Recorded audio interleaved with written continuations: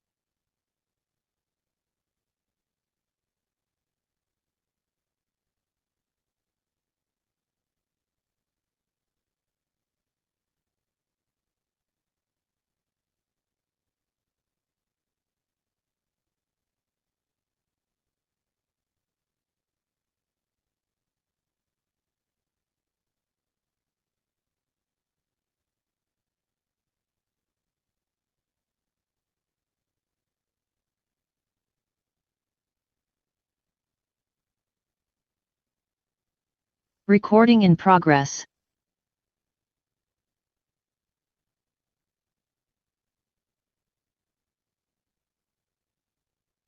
Recording stopped.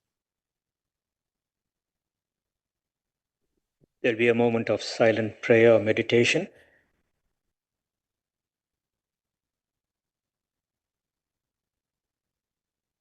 You may take your seats.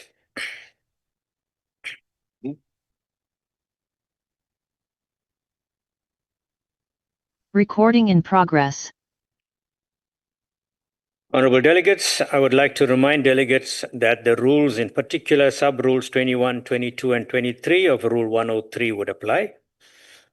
Honorable delegates, I've been informed that there will be no motions, that there will be no notices of motions or motions without notice, except for the motion on the order paper.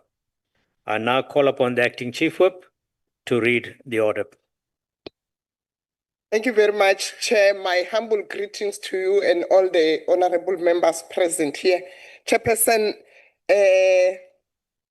allow me to take this motion that the Council, withstandingly the provision of Rule 31.1 of the Rules of the National Council of Provinces, grant Honorable B. Mabebo leave of absence from proceeding of both the Council and committees of the Council in terms of Rule 31.2 from the 5th of August 2025 until the 17th of September 2025. Honorable Chairperson, I so move. Thank you. Thank you very much, Acting Chief Whip. Honorable delegates, we now proceed to the voting on the motion. I shall put the question. The question is that the motion be agreed to. Before we proceed to the voting, I shall allow provinces the opportunity to make their declarations in terms of Rule 86, if they so wish, for 3 minutes. I don't see any hands, so I take it that there's no declarations. We shall now proceed to voting. I will allow provinces the opportunity to vote. When called upon, the heads of delegations must indicate whether they vote in favor, against, or abstain. We will start with the Eastern Cape. Chair and honorable members, the Eastern Cape votes in favor. Thank you, honorable member. Move to the Free State. Chairperson and honorable members, Free State vote in favor. Thank you. Gauteng. Thank you, Deputy Chair. Gauteng, we are in support. Thank you. KwaZulu-Natal. Chairperson, support the motion. Thank you. Limpopo. Thank you, Chairperson. Limpopo, support. Thank you. Mpumalanga. Thank you, Chairperson. Mpumalanga, agreed. Northern Cape. Thank you, Chairperson. The Northern Cape supports. Northwest. Thank you very much, Chair. Northwest supports the motion. Thank you. Western Cape. Western Cape will support. Thank you very much. The voting is now closed.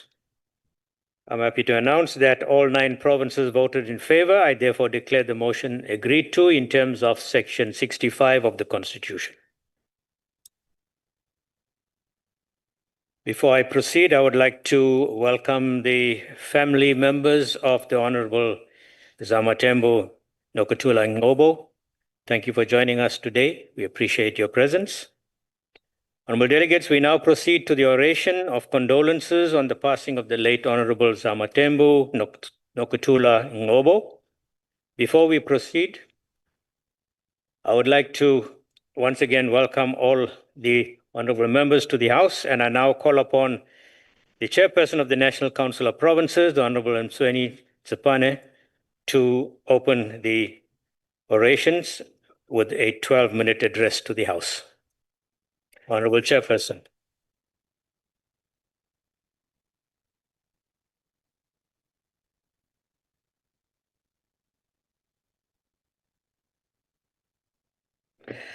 Thank you very much, Deputy Chairperson. Greetings to your good self, the Honourable House Chairpersons, as well as the Acting Chief Whip of the Council, Honourable Permanent and Special Delegates, and special greetings to the Ngcobo family. I saw her two beautiful daughters. They are here with us today. Honourable Deputy Chairperson, it is with deep sorrow and sense of emotional deprivation that this afternoon we render as this House the oration of condolences on the passing of our colleague, Honourable Zama Ngcobo. Honourable Ngcobo served as the permanent delegate of the National Council of Provinces, representing the province of KwaZulu-Natal as a member of Umkhonto weSizwe Party. Her untimely passing in June this year, following a short illness, has left a void not only in this House, but in the hearts of all who had the privilege of working alongside her. She joined the NCOP in June 2024, following the outcomes of the national and provincial elections. In her tenure, she served with commitment and integrity. Amongst others, the Select Committee on Social Services, which encompasses the portfolios of health, social development, women, youth development, and persons with disabilities, and also in the Select Committee on Education, Sciences, and Creative Industries, which encompasses the portfolios of basic education, higher education, science, technology, and innovations, sports, arts, and culture. She was a true public representative. This observation is born out of the fact that she exuded passion when it came to representing the voice of her constituents. She truly believed in justice, democracy, and had emerged in a short time we worked with her as a devoted servant of the people. We can indicate that her passionate voice resonated with the aspiration of the communities she represented, and her action reflected a deep commitment to transformation and upliftment. We remember her unrelenting voice when it came to matters pertaining to women empowerment. Through her character, we saw the embodiment of principled leadership and unwavering dedication to public good. Honourable Ngcobo brought to this House not only her intellect and her insight, but also her compassion and courage. Her legacy will endure in the lives she touched, the causes she championed, and the examples she set for all of us. As we formally express our condolences, we are compelled to reflect on her contribution to society and political discourse in our country. As we recall her sense of purpose, may her memory continue to inspire us to serve with the same dedication, honesty, and integrity that she symbolized. On behalf of the leadership of the NCOP, the Parliament in general, allow me, honourable delegates, to extend our deepest condolences to the family of Ngcobo. May her family continue to find peace in the knowledge that while she passed on at the tender age of 46, she played her role in building the present and the future of our country. May her colleagues in this House and in the MK Party continue to take a leaf from her book that irrespective of the rag out of political contestation, our defining character is how passionate we are about things that matter to our people. She left an open invitation to us all to underpin these values as the necessity of the post-apartheid democratic dispensation. Lala ngoxolo Mbogodo. Lala ngoxolo Ngcobo, Mapholoba, Fuze, Nyuswa, Mashia Mahle. I thank you, honourable members.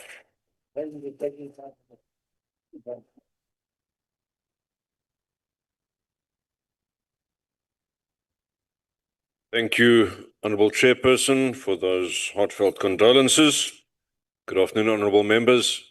At this point, I'd just like to draw your attention to the fact that there is a table that has been erected in the foyer outside, together with a remembrance book, and all members are urged to write a message of condolences in the book.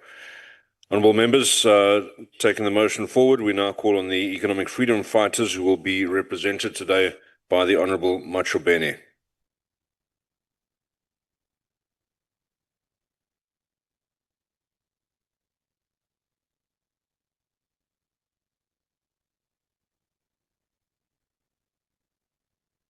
Thank you, Honorable Speaker. Greetings to you.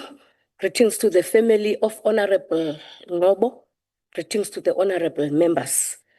Chairperson, on behalf of the economic freedom fighters, we stand here today to convey our deepest sympathy and condolences to the family of the Honorable Zama Ngcobo, a member of the National Council of Provinces, who passed away on the 21st of June 2025. Honorable Zama served with grace and distinction in the NCOP. She was known for her fierce empathy and grounded leadership as she represented the province of KwaZulu-Natal, using every platform available to address historical justice, injustice, systematic inequality, and the needs of the province's most vulnerable citizens. Ebeligokakazi elilwela umthetho nokungalingani kwesini nangakumabala, singamkhumbula njengenkokheli ibibonakalisa uvelwano nokuxabisa abanye abantu enayo nemfesane ngomntu. She dedicated herself to a life of public service, and because of this, we had the opportunity to share the political space with her. Although her stay with us here in the NCOP was very brief, she passed away after having taken part in some of the most noteworthy processes of this council, as she participated in debates, committee meetings, and parliamentary oversights, and her contributions were truly rooted in people-centered governance, which is a great achievement. She was a committed cadre of her organization, a gender activist, and a servant of the working class. She was known and her comrades as uncompromising in her advancement of women's issues, which she pursued with passion and courage. Chairperson, it is a sadden to know that the Honourable Zama passed at a time where the condition of women in South Africa has not changed much. She passed at the time when women in this country remain victims of violence, do not have equal access to land rights, and are unable to benefit or access the economy and the education system at the same rate as their males counterparts are able to. As we celebrate the Honourable Zama's commitment to freedom, we must acknowledge that in her last days, she must surely have been hurt by how in 3 decades since the attainment of political freedom, Black women in this country remain the most oppressed people in the country, faced with triple oppression of class, race, and patriarchy. She must be torn by how women living in the rural parts of KZN still struggling to receive basic services, an act which is a consequence of cadre deployment, lack of oversight, lack of consequence management, and looting of state funds. As the economic freedom fighters, we will keep the memory of Honourable Zama alive by doing all we can do, hold those in power accountable, demanding swift action to address the many challenges facing our people today under the GNU. Honourable Zama will be sadly missed by her colleagues in Parliament, the party which she was representing, and constituency she served in KwaZulu-Natal. Indlela ebeziphethe ngayo iyakukhuthaza iqela lakhe ebelisebenzela, nemibono yakhe iyawuthi iqhubeke phambili idlale indima enkulu noba sele engekho. We extend our felt condolences to her family, comrades, and all South Africans. Her presence in the NCOP will be sorely missed, especially as the country faces renewed challenges and around social cohesion and economic inequality. Honourable Speaker, ukufa akuqheleki. Uzama ebengumuntu othobekileyo, othethela phansi, ohloniphayo umntu. Sithi ngxe kumbutho wakhe we-NCOP mabaxole kunye nefemeli yakhe nabantwana bakhe mabaxole, isitya esihle asidleli, wanga umphefumlo ka-Honourable Zama ungaphumla ngoxolo. Enkosi. Thank you, Honourable Machubeni. Honourable members, the next contribution will be from the Honourable Briat, representing the Freedom Front Plus. Honourable Briat.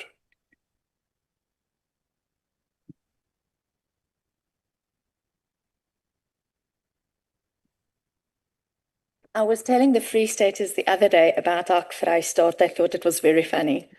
Thank you, House Chairperson. It is with deep sadness that I rise today to pay tribute to our late colleague, Honourable Zama Ngcobo, a Member of Parliament from the NCOP. Though she and I came from different political parties, we shared common ground as members on the select committees of social services and education. Over the past year, I came to know her as a quiet and reserved person, but also someone who stood firmly on her convictions. She carried herself with dignity, and her calm presence enriched our work together. We got to know each other better during an oversight in the Western Cape, where I became her unofficial translator. She would often giggle at my very direct Afrikaans to English translations, and in those lighter moments, I saw her warm, friendly side. Those are the memories that I will carry with me. The Bible reminds us in Ecclesiastes 3, verse 1 to 4, there is a time for everything, and a season for every activity under the heavens, a time to be born and a time to die, a time to weep and a time to laugh, a time to mourn and a time to dance. Today is indeed a time to mourn, but we are also reminded that grief is not forever, and that the time to heal and laugh will come again. We are comforted by Psalm 34, verse 18, which tells us, the Lord is close to the brokenhearted and saves those who are crushed in spirit. On behalf of the Freedom Front Plus, I extend our deepest condolences to her family and loved ones and to her colleagues in the NCOP. We know and we are thinking of you during this time. As your work family, we are here for you. May her soul rest in peace, and may we honor her legacy by continuing to serve with integrity and conviction as she did. I thank you. Thank you, Honourable Briat. The next speaker at the podium will be the Honourable Peter on behalf of the United Democratic Movement.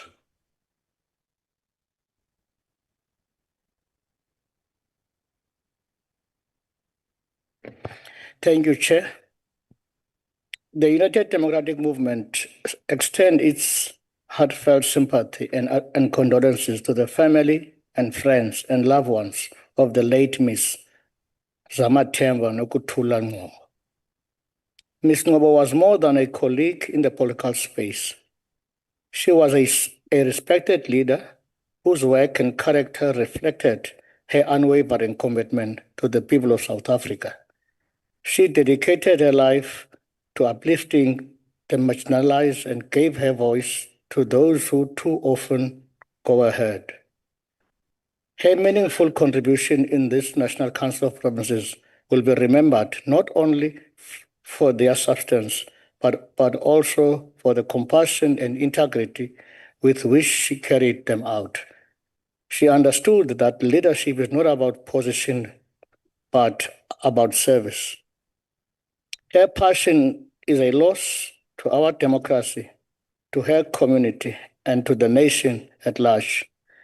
As the UDM, we honor her legacy, and we hope her family finds comfort in the knowledge that she served her country with distinction. Ms. Ngcobo was an inspiration and a good example to many for her ability to go beyond being the party representative, but also a unifying figure. Her dedication to the betterment of South Africa shall forever be remembered. The UDM extends its deepest condolences to her family and loved ones, her colleagues in the MK, and all South Africans. Walala umthi zavuthuluka iziqhamo. Ebasithela ubuhle bakhe olunqumo Jesu xa ekujonga. Ebekujonga enothando, ebekujonga enenhliziyo exhulumancileyo. Yalala inzwakazi ziphi na imveku. Oh, uyintoni na wena kufa. I thank you.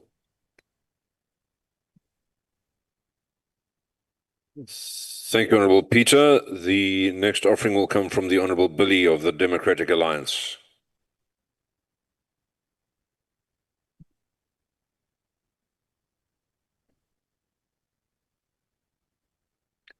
House Chair, it is with deep sorrow and a heavy heart that I rise today on behalf of the Democratic Alliance and the National Council of Provinces to pay tribute to the late Honourable Zama Ngcobo, a permanent delegate to this House from my very own province, the province of KwaZulu-Natal, of which I've also got an honor of representing as a leader of its delegation. Honourable Ngcobo's passing is not only a profound loss to a party, the MK party, to our province, to this council, but also to our nation. In the short time that she served in this House, she distinguished herself as a principled, passionate, and committed public representative who believed in the power of Parliament to change lives and uplift communities. Honourable Ngcobo embodied the values of service and selflessness. She engaged her work with a quiet strength and unwavering focus, always advocating for those voices whose voices are too often unheard. Her contributions in committee work and debates reflected not only a sharp intellect, but a deep compassion for the people she served, particularly the vulnerable and the marginalized. It is especially fitting to acknowledge that she represented KwaZulu-Natal, a province where service delivery challenges are many, but also a province where the new government of provincial unity is quickly turning things around, where hope is still fearlessly held by those who continue to believe in the promise of our democracy. Honourable Ngcobo carried that hope with her, and she wore the responsibility of office with honor. In times such as these, we are reminded that our political differences should never eclipse our shared humanity. In this council, we may wear different colors and speak from different perspectives, but we are united by our shared duty to serve. The passing of our colleague reminds us of the brevity of life and the importance of our collective mission. I therefore want to take this moment to thank the family for having received us well when we visited the home of Honourable Ngcobo immediately after she passed away, particularly her daughters who are here today. On behalf of the DA and the Premier of KwaZulu-Natal, whom I represent in my position as a provincial leader, a delegate leader, to her family, friends, and comrades in the MK party, we extend our sincere and heartfelt condolences. May you be comforted by the knowledge that her work made a difference and that her memory will remain etched in the record of this House. May her soul rest in peace, and may her life inspire all of us to serve with the same dignity, humility, and commitment. Lala kahle Zamathembu Ngcobo. May your spirit find eternal peace. Siyabonga.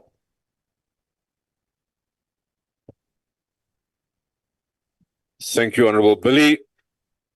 The next contribution will come from the Honourable Finis on behalf of the African National Congress.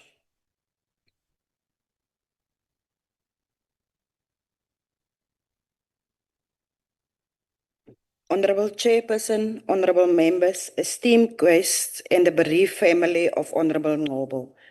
We come together today to share in our collective sorrow and to express our gratitude for the life of a remarkable individual, comrade Honourable Ngcobo of the NCOP. While the loss of a loved one is a profoundly difficult moment, it also provides us with an opportunity to acknowledge the immeasurable contributions of Honourable Ngcobo. She embodied a spirit of humility and steadfast dedication, gaining respect from colleagues across the political spectrum. Her work within our Committee on Social Services served as a testament to a commitment to uplifting the lives of everyday South Africans, always focus on those who need it the most. As a representative of the NCOP, Honourable Ngcobo exemplified a deep commitment to the values of sacrifice and service.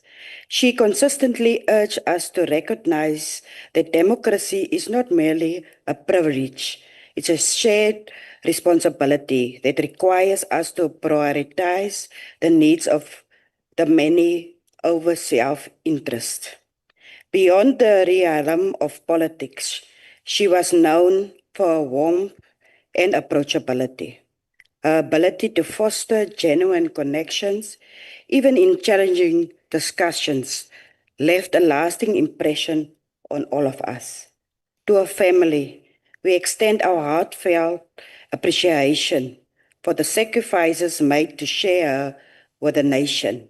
Each moment she dedicated to a public service was time taken from you, and for that we are sincerely grateful. As the Select Committee on Social Services, we pledge to honor memory through continued efforts to improve the lives of the vulnerable and marginalized. As we reflect on a legacy, we are reminded of the words, "Death," I quote, "death is not extinguishing the light. It is putting out the lamp because the dawn has come," close quote. The impact of Honourable Ngcobo's life will continue to resonate through our actions. In closing, Honourable Ngcobo was not only a valued colleague, but a true daughter of South Africa. Her ideals of service, justice, compassion, and unity will guide us as we move forward. May her soul rest in eternal peace, and may her example continue to inspire all of us. I thank you. Thank you, Honourable Finis. Honourable delegates, I now call on the Honourable Mokoena, speaking on behalf of the Umkhonto weSizwe Party. Thank you, Chair. It will be taken by Honourable Majola. Thank you, Honourable Majola.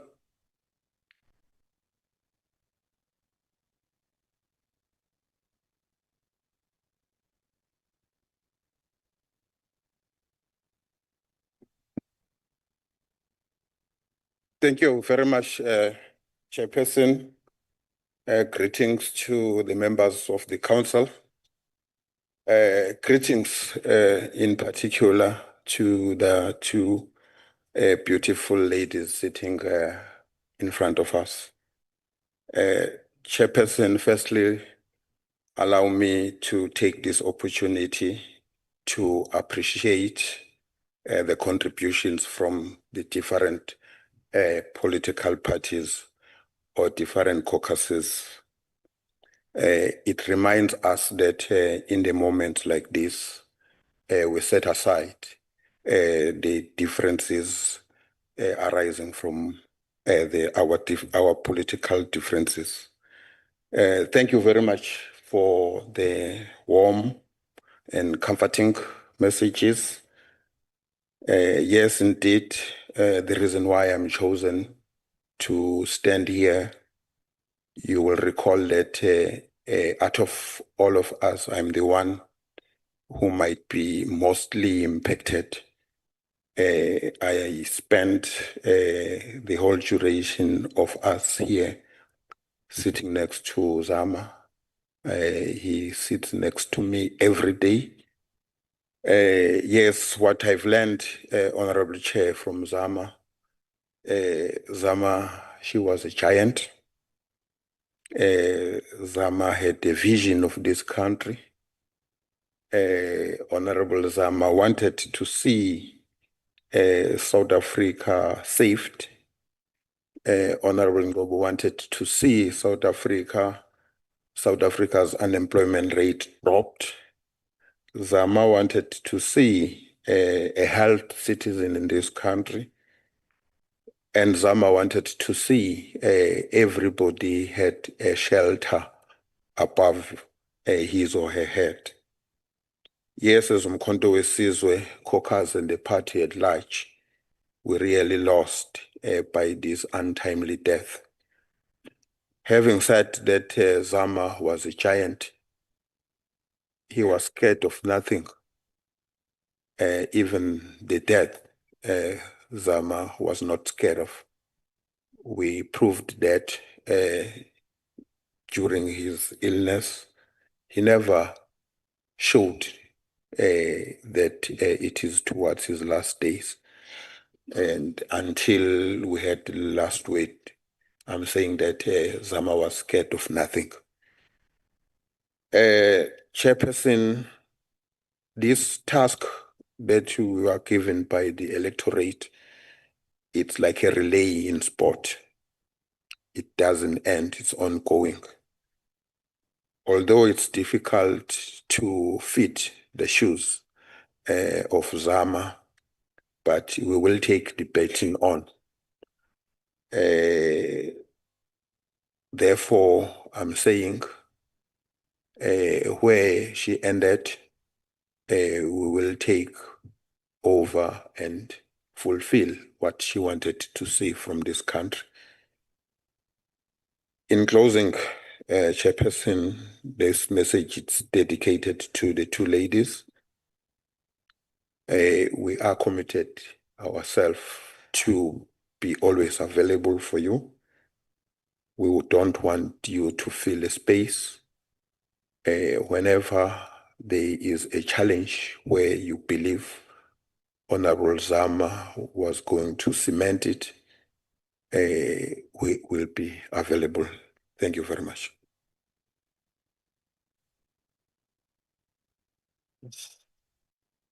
Thank you, Honourable Majola. Honourable members, the final orator in this condolences motion will be the Honourable Governor, offering his sympathies on behalf of the Inkatha Freedom Party, as well as in his capacity as the Deputy Chair of the National Council of Provinces.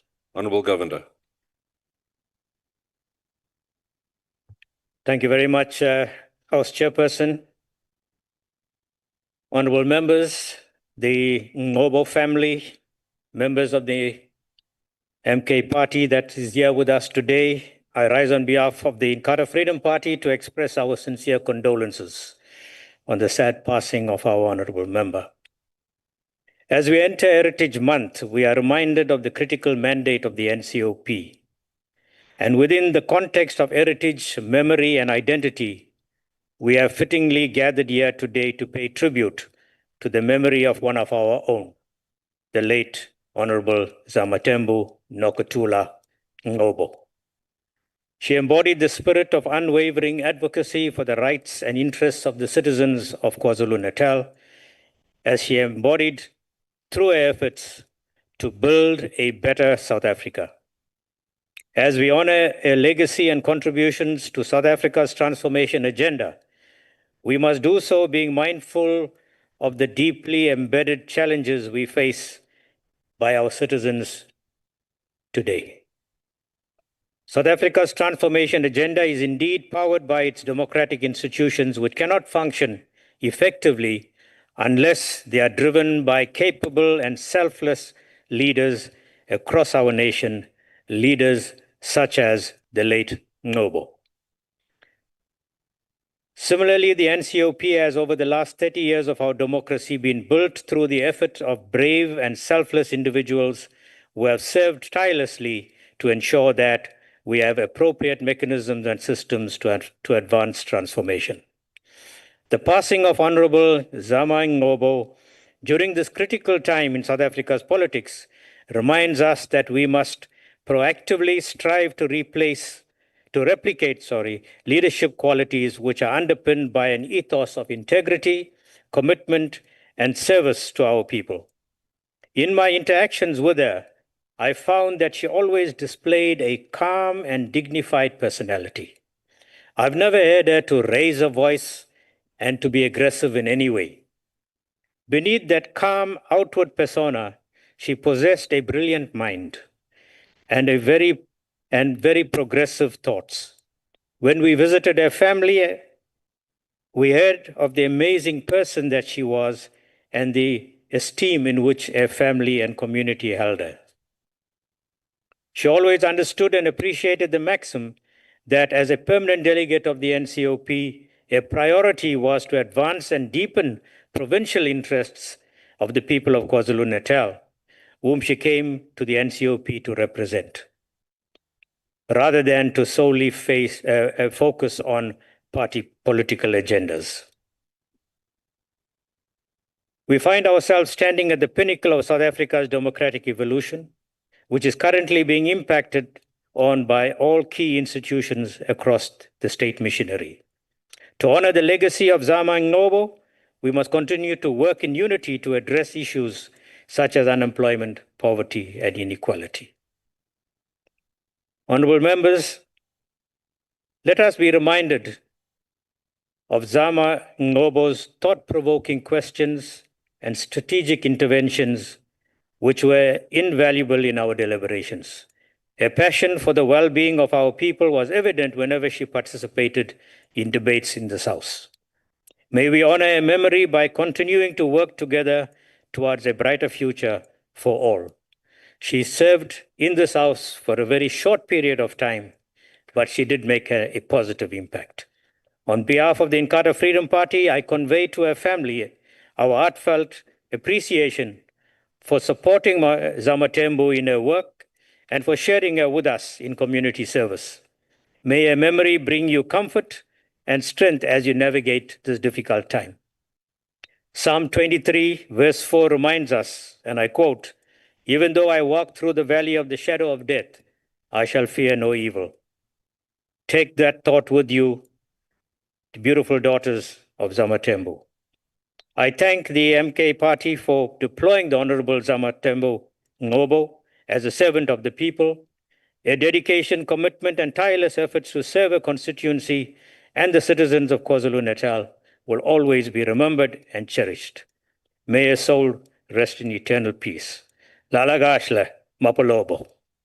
I thank you, Chairperson.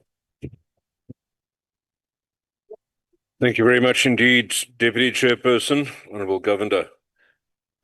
Honourable delegates, that concludes the oration of condolences.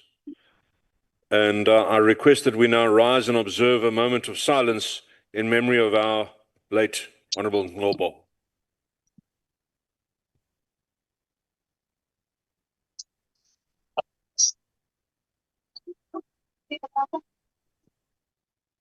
I thank you.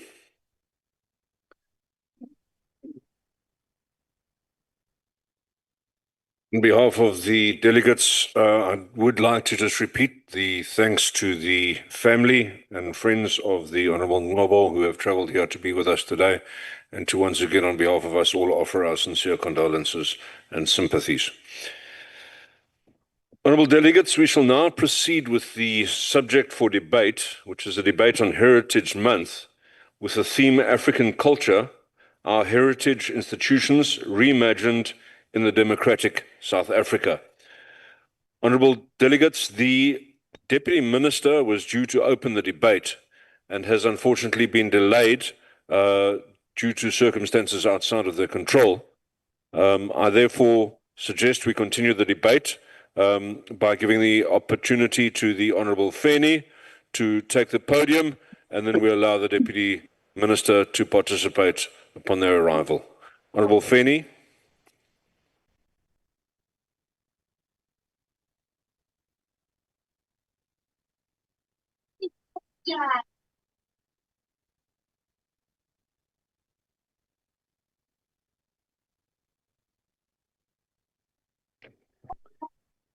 Honorable Chairperson, let me take this opportunity to greet you First and foremost, let me also extend my greeting to the one and only CIC of this country with a clear mandate, the Honourable Mhlonishwa, Honourable Ramaphosa. I'm standing here in honor of you, Mhlonishwa. The August House honourable members that are always here with their mandates, indeed, under the leadership of the CIC, the mayors in our midst, and also let me also dance ngokwelamanyange ndize ke mzekweni ndigqithise amazwi ovelwano kusapho nezalamane zomnye wogqa wethu u-Honourable uNcobo, nditsho kubo ndithi mabalale ngeli lophayo akuhlanga ngehliyo, nathi namhlanje sililanani. Honourable Chairperson, today as we gather to commemorate Heritage Day, let us reflect on our journey we've traversed since the dawn of democracy in 1994. A journey of reclaiming, restoring, and re-imaging South Africa's cultural heritage. The African National Congress has led the drive for transformation, confronting the distortions, suppressions, and fragmentations of our collective narrative under the colonialism and apartheid. Our mission is to ensure that being African is not simply a matter of geography, but a matter of identity, history, and heritage, as captured beautifully in Kwame Nkrumah's enduring words. I quote, "I am not an African because I was born in Africa, but because Africa was born in me." When democracy dawned, we inherited a heritage landscape heavily skewed the settler minority. Museum, monuments, archives, and public narratives, largely colonial worldviews. The real stories, those of resistance, creativity, intellectual brilliance, and cultural depth from the African majority were suppressed, as today we were supposed to be celebrating the brutality and murdering of Unele Kamakana, who we are told his stories that he drowned whilst he was trying to escape from Robben Island. We cannot take that as a true reflection, as it was highlighted that by the storytellers that 4 of those that were with him, they managed to escape successful, but it's only him. But the question of looking as to why he was only the one that couldn't make it, because he was feared by the Boers, by the settlers, by the thieves of the land, because he was a resistant, in the forefront of resistance. That is why today he was an advisor of Makhanda, the Grahamstown town that we all know today as Makhanda, where the festival is always being. We are calling upon a new deputy minister that history must be corrected, rewritten as such, so that it is not distorted. Hence, the Caring African National Congress and the only glorious movement of the people has long recognized that liberation is incomplete without cultural freedom. That is why democratic South Africa has prioritized the transformation of heritage institutions, the renaming of public spaces, and the promotion of indigenous languages and history, not as an act of erasure, but as of redress and inclusion. Initiative to preserve oral history, elevate African-centered education, and protect sacred sites are part of broader project of restoring dignity to those who were once made invisible. However, this work is far from complete. As the ANC, we reaffirm that decolonization is central to nation building. Is central to nation building. Our heritage must reflect the full truth of our past, celebrate the diversity of our people, and inspire the democratic values we continue to fight for. under democratic rule, we have begun to redefine public memory and identity. The renaming of streets, towns, and institutions is not a cosmetic exercise. It is a reparative act. It reaffirms the dignity of those who were erased, silenced, or reduced to footnotes in their own land. Name changes, as we all know today, that we have Malibongwe Drive, Ruth First Freeway, Nelson Mandela Boulevard, OR Tambo International Airport, King Shaka International Airport, Winnie Madikizela Local Municipality, Chief David Stirman International Airport, and Solomon Mahlangu Drive. The names are endless. Do not just honor struggle icons. However, they educate and inspire first and foremost us and future generations to come. Equally, institutions such as Robben Island, Freedom Park, and Iziko Museum stand today not as relics of oppression, but as living sites of memory and education. Freedom Park is a testament to the collective sacrifices made in pursuit of liberation. It tells our story, the African story, in our own voice for the world to hear. They challenge us to live up to the Charter's promise that South Africa belongs to all who live in it. These sites remind us that our heritage cannot be symbolic alone. It must animate our policies, our education system, and our public culture. We further commend the inclusive reimaging Parliament's design, where architectural vision integrates symbols, art, and materials from across our diverse cultures. It is a powerful gesture, one that affirms that this house belongs to all people of South Africa, not just the few privileged. Heritage restoration is not a side project of democracy. It is central to it. The ANC remains committed to ensuring that democracy, culture, and identity of the oppressed form the foundation of a united, non-racial, and proud South Africa. Freedom Charter declared the doors of learning and culture shall be open to all. This imperative remains a clarion call guiding our transformation journey. Yet today, more than a generation into democracy, we must assert with unwavering confidence that the work of cultural emancipation is far from complete. In 2015, we witnessed a seismic shift when the #MustFall movement erupted at University of Cape Town. What began as a protest, a single statue of Cecil Jones Rhodes, which grew in an urgent demand for systematic educational transformation.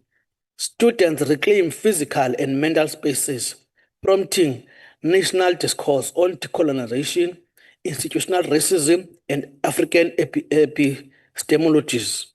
This was not just about removing a statue. It was about reclaiming identity, reclaiming memory, and challenging colonial consciousness. The ANC honors the courage of young people through their assertiveness and creative resistance, which elevated the national conversation. They transformed the campus grounds into spaces for intellectual reclamation and cultural healing, drawing from the insight that the most essential value of dignity lies in reclaiming our land, both physically and symbolic. This movement deepened our policy orientation. Youth voices must continue to shape decision-making, curriculum design, and public culture. Their agency cannot merely be mobilized. It must be institutionalized. Honorable Chair, the Sarah Batman Center, despite delays, Honorable Deputy Minister, an outcry that this country is having, delays and challenges, is a national act of remembrance of the Khoisan people and a reclamation of enforced invisibility.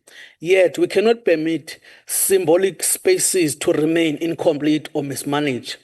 Parliamentary oversight must ensure accountability and completion, transforming projects into sources of pride rather than disappointment.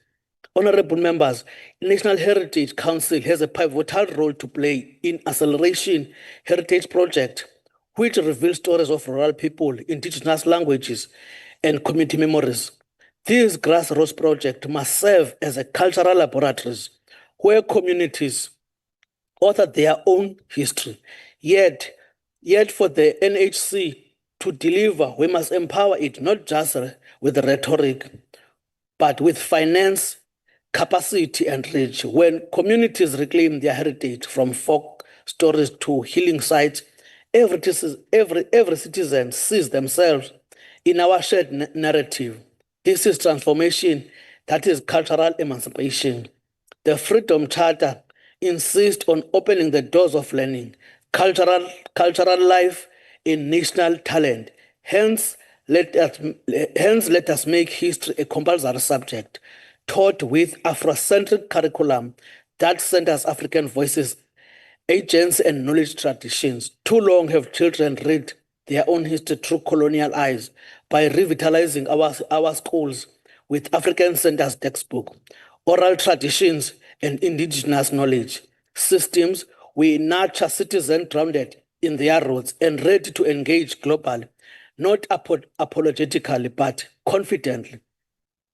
Additionally, institutions such as Commission for Promotion of Protection of Rights of Cultural, Religious, and Linguistic Communities and Pan South African Language Board must be fully resourced and repositioned to lead the national agenda on cultural preservation and linguistic justice and receive renewed institutional support. Honourable members, we must recognize that the culture and language are not mere add-ons. They are the scaffolding of our democracy. Our vision must remain rooted in the Freedom Charter. The national wealth of our country, the heritage of South African, shall be restored to the people. That includes our historical sites, cultural expressions, and indigenous knowledge. Honourable members, our work is not done until every South African child sees themselves in their curriculum. Every community has access to the means to preserve its stories.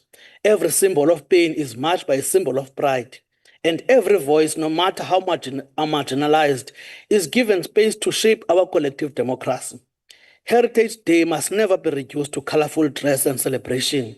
It is a political commitment to reclaim memory, restore dignity, and affirm our African identity. It is a moment to recommit to the revolutionary project of cultural justice. The ANC remains resolute. The journey from colonial erasure to African self-affirmation will not be completed in one generation, but with determination, clarity, and unity, we will build a South Africa where every heritage is honored, every culture respected, and every citizen empowered to tell their own stories. In conclusion, Honourable Chairperson, the wise words of our former president, Honourable Thabo Mbeki, had this to say. In order, he warned us to be vigilant in circumstances of this magnitude, not to allow the so-called imigodoi to exploit the conditions of our people for their self-serving agendas, as we usually allowed it to continue for a long time. It is therefore the act of imigodoi that continues to give us false history, false heritage, only looking for all those things that are negative towards us. So we must continue to remain vigilant. I thank you, Chair. Thank you, Honourable Feni. Honourable Mabe, welcome to the House. We did note your apology and we've shuffled the speakers slightly to accommodate you. I hope you're relaxed and ready to take the podium. Honourable members, taking the debate forward, the Deputy Minister of Sports, Arts and Culture, the Honourable Peace Mabe. Thank you very much, Honourable Chair, Honourable members, Honourable MECs present. Chair, let me also sincerely apologize for my late arrival. We were told that our slot is at 4 o'clock. And also share my disappointment that there's not even a single official from DSEC. I'm not happy about that. Thank you very much. Honorable Chair, I rise with humility and honor to contribute to this debate on reimagining our heritage institutions for a new democratic and inclusive era. Heritage is not merely about the bricks and mortar of museums, archives, and monuments. Heritage is about the stories we tell, the value we preserve, and the identities we pass on to generations yet unborn. It is about memories, it's about belonging, and it's about dignity. In our young democracy, the task before us is profound: to reshape heritage institutions so that they reflect the spirit of inclusion, justice, and unity. We must build institutions that honor the past, that reflects the present, and that projects a future in which every South African can see themselves represented. Honorable members, our starting point is the Constitution of the Republic. In its preamble, it calls upon us to heal the divisions of the past and establish a society based on democratic values, social justice, and fundamental human rights. Heritage institutions must be at the very heart of this healing mission. They cannot be exclusive spaces that preserve the memory of some while erasing others. Instead, they must be democratic spaces of memory where every South African, Black and white, men and women, young and old, can find their history and their voice. As Justice Albisesh once reminded us, a constitution is not simply a legal text. It is a mirror of the soul of a nation. If our constitution is the mirror of our national soul, then heritage institutions must be the custodians of that reflection. They must embody diversity, promote dialogue, and ensure that no story is lost, no culture diminished, and no identity denied. Honorable members, as we reimagine heritage, let us reflect on what President Oliver Original Tambo stood for.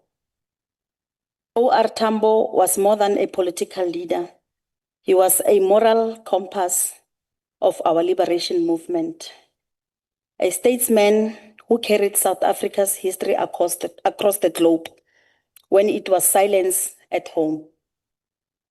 He stood for unity in diversity. He believed that a free South Africa must embrace all its people, not in fragments, but as one nation. He stood for dignity and justice.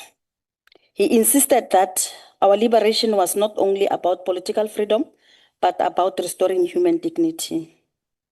He stood for inclusivity, that women, workers, and the youth were central to his vision of a free South Africa. To honor O.R. Tambo's legacy, our heritage institutions must become spaces of inclusivity. They must not only showcase artifacts of the past, but must narrate the struggles and contributions of all who fought for freedom. They must echo the values of dignity, reconciliation, and unity that O.R. Tambo embodied. Honorable members, in the global village, heritage is also a diplomacy. South Africa's museums, archives, and cultural centers are more than repositories of memories. They are ambassadors of our identity. Through exhibitions abroad, cultural exchanges, and shared preservation projects, we can tell the world who we are and what we stand for. Cultural diplomacy allows us to strengthen relations with other nations through people-to-people connections, showcase South Africa's resilience, creativity, and African identity, position our country as a leader in the global movement of cultural justice. When our institutions participate in international platforms, they not only tell South Africa's story, they invite the world to engage with our democracy, our struggles, and our victories. Honorable members, heritage is not only about memory, it is also about livelihoods. The heritage economy is a powerful engine for growth across the world. Heritage site museums and festivals attract millions of visitors and generate billions in revenue. In our context, reimagined heritage institution, we can create jobs for young people as archivists, as curators, as guides, and as researchers. We can stimulate township and rural economies through local heritage projects. We can drive tourism by offering authentic South African experiences, and we can foster innovation by linking heritage with the creative industries from film and fashion to music and digital storytelling. But this can only happen if properly harnessed. Heritage becomes not just a cost center, but a driver of economic empowerment and inclusive development. To build institutions for a new democratic and inclusive era, we must democratize access by ensuring that rural and marginalized communities see themselves in national collections. Embrace technology by using digital platforms to reach young audiences and preserve heritage for future generations. Transform governance by diversify leadership and curatorial voices so that our institutions reflect the full spectrum of South African society. By fostering partnerships, work with civil society, academia, and the private sector to expand reach and sustainability. Heritage must move from being a passive memory of the past to an active tool for education, for empowerment, and most importantly, for nation building. Honorable Chairperson, in conclusion, heritage is both a mirror and a compass.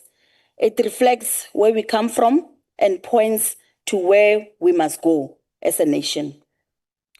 Reimagining our heritage institution is not a symbolic exercise. It is a democratic necessity.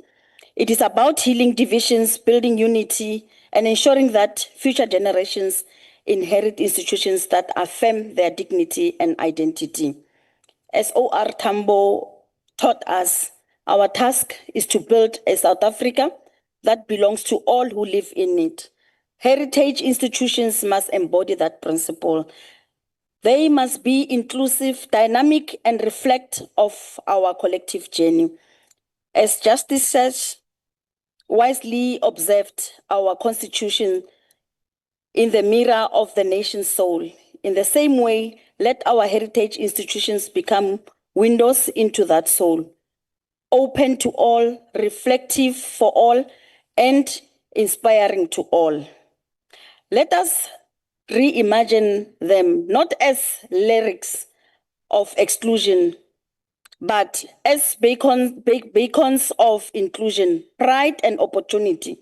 Institutions that honor the sacrifices of the past, that celebrate the achievements of the present, and that invest in the possibilities of the future. Honorable members, as we debate this issue today, Let us recommit ourselves to building a heritage landscape that is truly democratic, truly inclusive, and truly South African. I thank you, Chair. Thank you very much, Deputy Minister. You're welcome to take the traditional chair here on the right of the chamber. Make yourself comfortable. Honourable members, the next debater is the member from KwaZulu-Natal, the Honourable Billy. Honourable Billy, you have 10 minutes.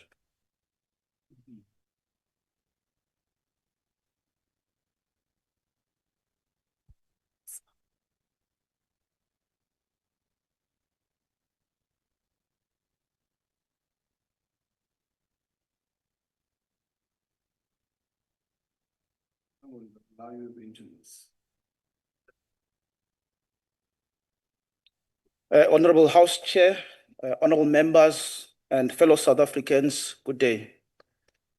On Monday this week, ahead of today's debate, I took some time and I visited the Ohlange Institute in Inanda, KwaZulu-Natal, a heritage site of profound historic importance.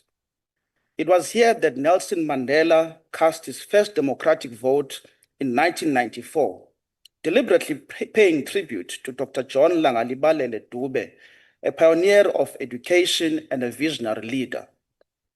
Standing at the exact spot where Nelson Mandela voted was deeply emotional. What I saw was heartbreaking.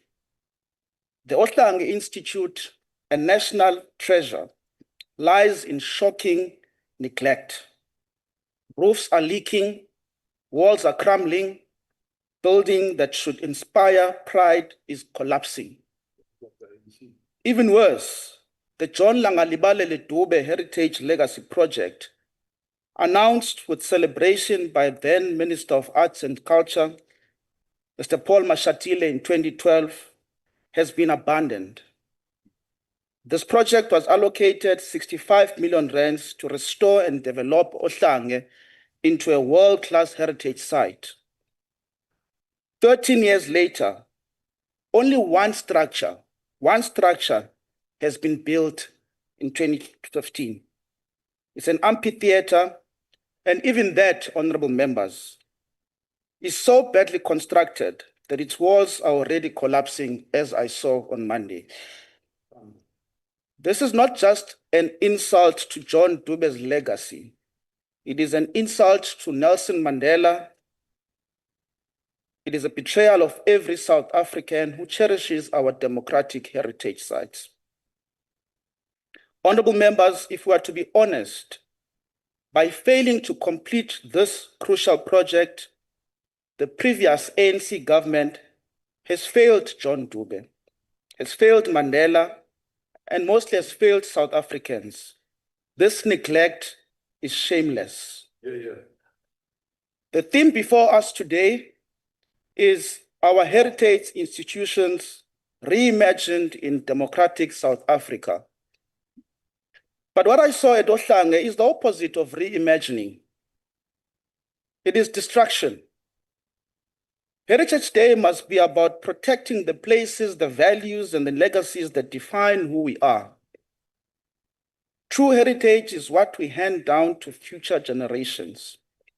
Honorable members, we must ask ourselves these crucial questions. Will we leave them broken buildings and collapsed projects, or will we leave them functioning schools, safe communities, and restored heritage sites like Ohlange? If Dube were alive today, he would not recognize what has become of his dream.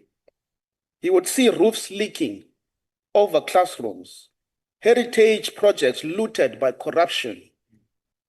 Reimagining our heritage institutions must mean honoring Dube's vision now, restoring schools of excellence, creating opportunities for young South Africans, and preserving heritage not as monuments of decay, but as centers of pride, learning, and inspiration. Honorable members, KwaZulu-Natal reflects the diversity and the contradictions of our nation. from the Zulu monarchy to the Indian heritage, from liberation struggle sites to spiritual traditions, KZN embodies South Africa's shared story. But like Ohlange, much of this heritage is being destroyed by neglect. Heritage is not only being forgotten, it is being erased by some. I must emphasize this. We gather here under the banner of the Government of National Unity. But let us be clear. The Government of National Unity cannot mean recycling ANC failures under a new label.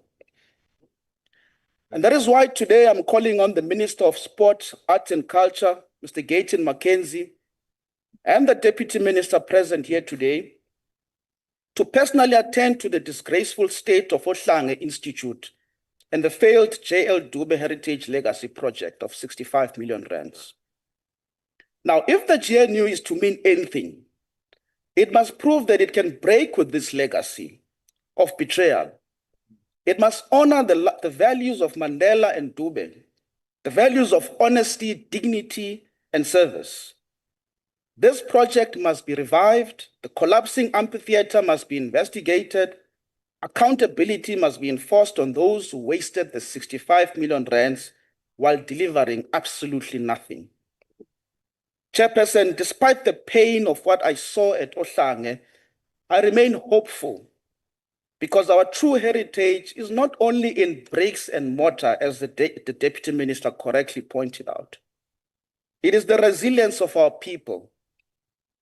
I see young people in KwaZulu-Natal who dream beyond their circumstances.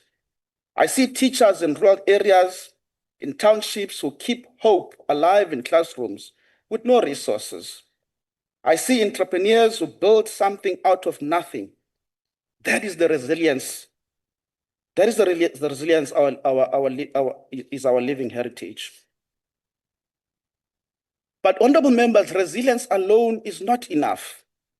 It must be matched with accountable leadership and decisive action. And this is possible, but only if we choose accountability and delivery over corruption and neglect. Honorable members, fellow South Africans, Heritage Day must be a day of recommitment. When Nelson Mandela voted at Ohlange, he said he felt at peace, that it was the right place. But what would he say today if he saw broken buildings, collapsing walls, and an abandoned 65 million rands project? So this is more than shameful, honorable members. I'm sure you would agree on that. It is a betrayal of the very values Heritage Day is meant to celebrate. We must not let corruption rob future generations of pride and their heritage. The DA will continue to fight for the preservation of heritage sites, for accountability in every failed project like this one, and for a government that delivers dignity and not decay. On this Heritage Day, under the theme, Our Heritage Institutions Reimagined in Democratic South Africa, honorable members, let us recommit to a South Africa where heritage is not neglected, but protected, where our children inherit not decay, but dignity, not despair, but hope. Yabong, thank you. Brilliant.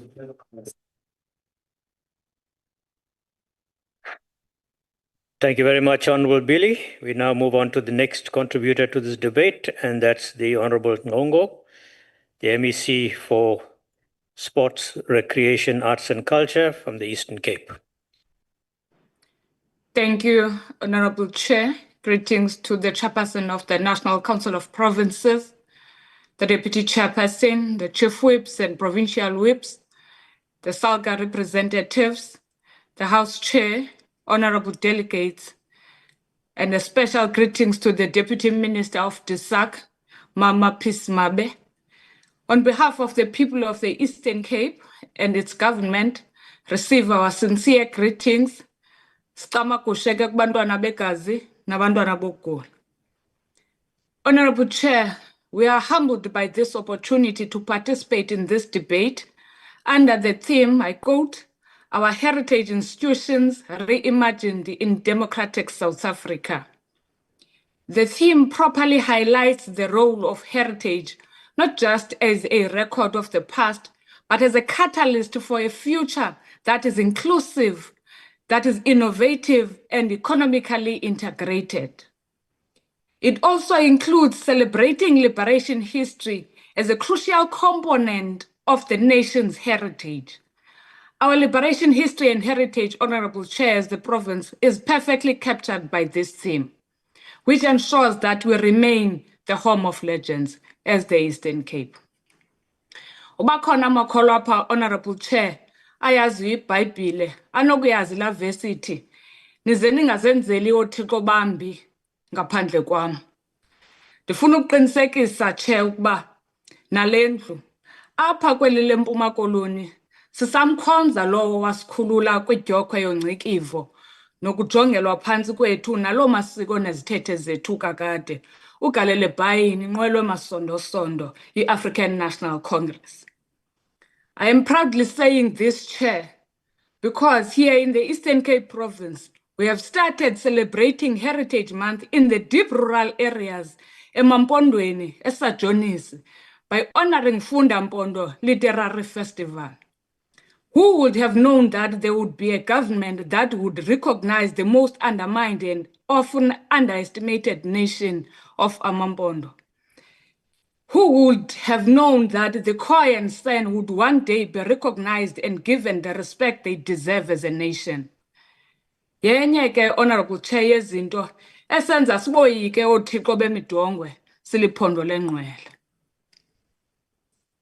In our policy speech of 2025-26, we have pronounced that Heritage Day will be dedicated to the life and legacy of Tata S.E.K. Mqhayi, as the year 2025 marks 150 years since the birth of the national icon, Utata S.E.K., who was born at Gumahashe in Dikeni on the 1st of December 1875. He later passed on at his homestead in Dabozuko, which was formerly known as Berlin, 80 years ago, on the 29th of July in 1945. Honourable Chair, S.E.K. was subsequently laid to rest in that landscape. His writings inspired many national leaders and scholars, including Presidents Utata Rolihlahla Mandela and the former President Thabo Mbeki.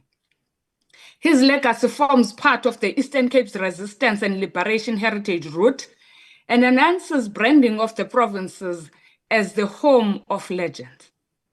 All our celebrations of this year's Heritage Month in Eastern Cape are done in honor of this legend, Utata Mqhayi. On the occasion of the Thanksgiving service of Archbishop Desmond Tutu on his retirement in 1996, the then President Tata Nelson Mandela said, I quote, "The truth is that we are not yet free. We have merely achieved the freedom to be free, the right not to be oppressed. We have not taken the final step of our journey, but the first step on a longer and even more difficult road.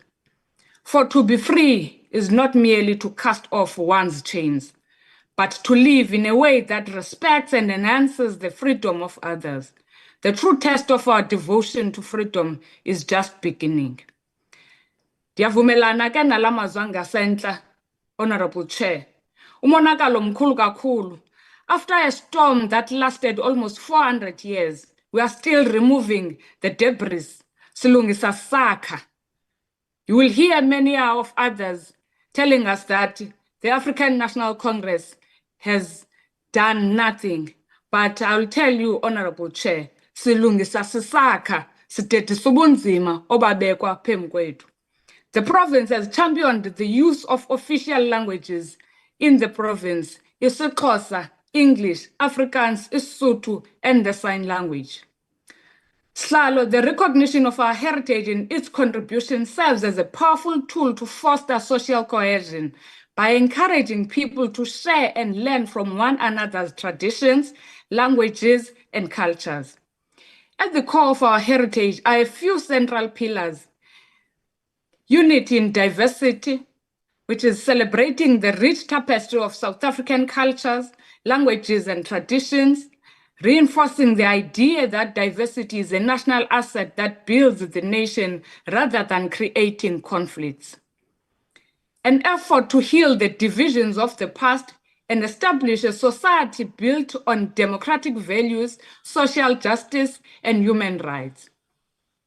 The cultural landscape of the Eastern Cape bears deep marks of colonial and apartheid legacies that result from various epochs of conflict, including the wars of resistance.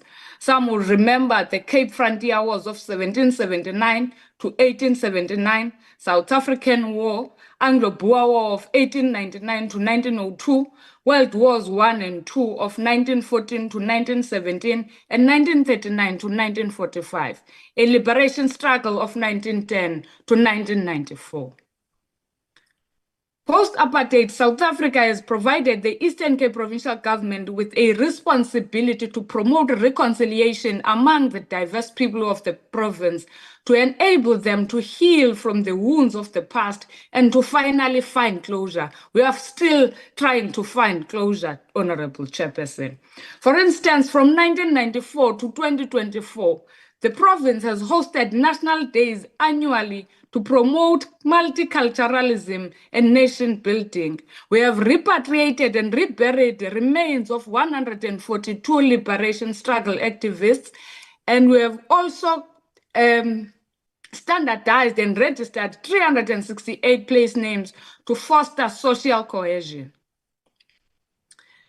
Heritage is a powerful way to promulgate a South African identity by fostering a shared sense of belonging among its people. In this regard, Honourable Chair, provincial government has promoted national symbols and orders in a manner that enhance the constitutional values. In conclusion, the 2025 theme specifically shifts the focus to how heritage institutions can become engines for innovation and community development, contributing to an inclusive and dynamic future. The Eastern Cape has positioned museums, libraries, and archives as guardians of collective memory and facilitators of democratic engagement and hubs for community connection, adapting to digital environments while preserving physical heritage. Honourable Chair, siliphondo lengcwele asizunikezela siza kuqhubeka nomsebenzi wokubuyisela isidima sabantu ebantwini. Siyabulela. Thank you so much. Thank you very much, Honourable MEC. We'll now move on to the next contributor to this debate, and that's the Honourable Mabuza from the Mpumalanga province. Honourable Mabuza, you have 10 minutes. Thank you, Honourable Chair, and let me take this opportunity to greet your good selves. And just want to do the background so that I'm not in contravening of the request. I want to do it well.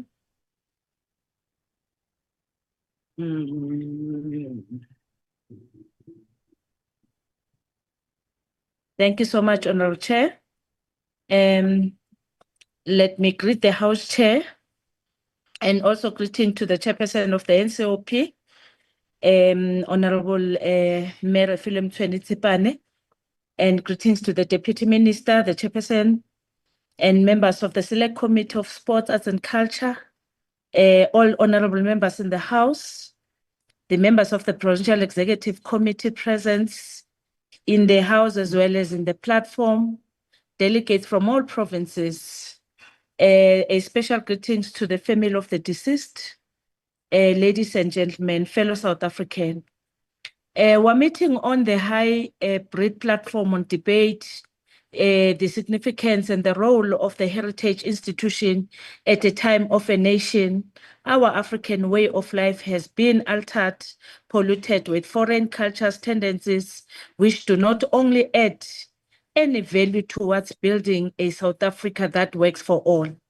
Precisely, Honourable Chair, because the heritage is a national consciousness, of the past that does not only define our identity but resonate with continuity into the future, guided by sustainable economic development anchored in our NDP. And in this context, we have reimagined heritage institution as maximizing port of history, culture, and nature to yield consolidated national identity, social cohesion, which is fit for purpose, building a foundation for the national prosperity. The 2025 heritage themes reminds us not only for our heritage to live only in a textbook or archives.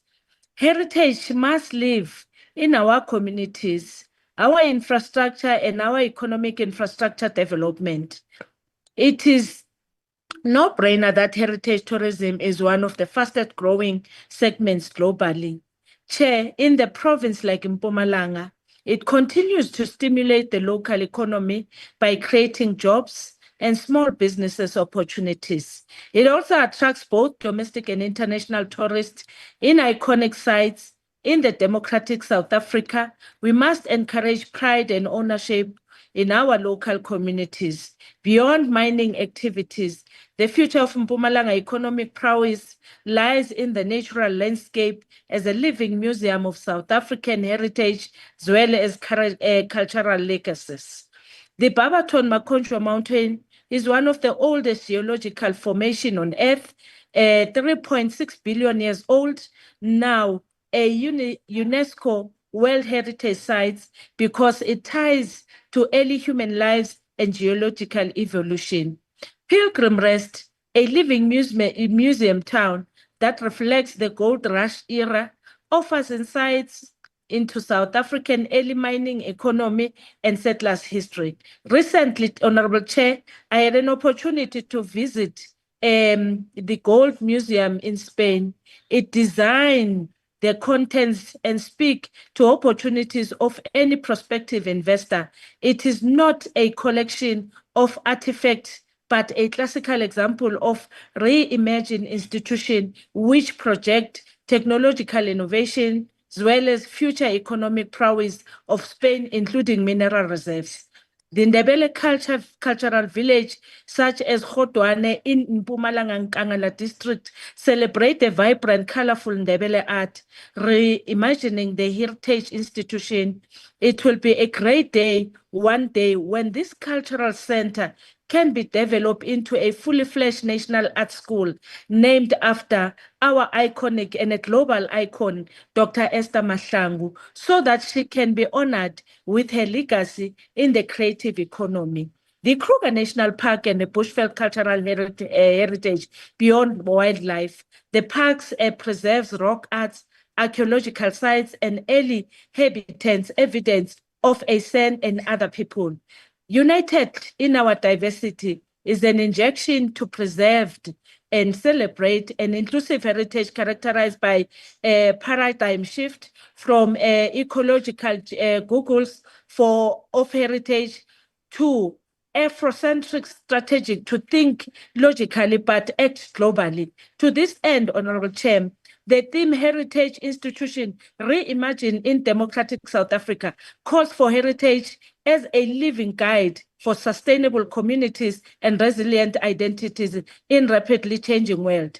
The reimagining heritage institution is essential to our collective responsibility, redress the past injustice aggravated by the colonial apartheid censorship in order to control African heritage narratives. The colonial narratives, which says African cultural heritage is barbaric and Western heritage is civilized, was institutionalized by apartheid South Africa. Our response is in line with the theme to accelerate institutionalization of transformation as lawmakers of this country through policy and legislation. Currently, the big gap between policy statement and heritage role in elevating poverty, contributing a high level of unemployment and socio-economic inequalities in a rapid globalizing world. This gap needs to be narrowed by reimagining heritage institutions, ensuring that policy framework allows them to be dynamic and agile in order to resonate with South African realities first and foremost. Lastly, Honourable Chairperson, as we advance our effort to demonize access and reposition the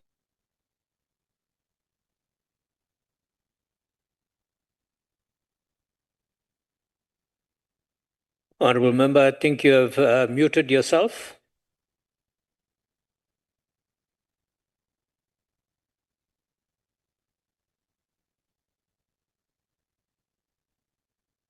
Honourable Member, can you unmute?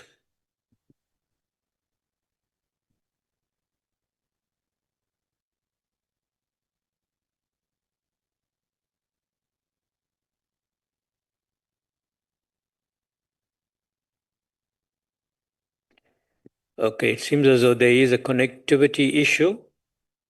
We shall proceed to the next speaker to contribute in this debate, and that is Honourable Mokoena from the NCOP party. You have 9 minutes.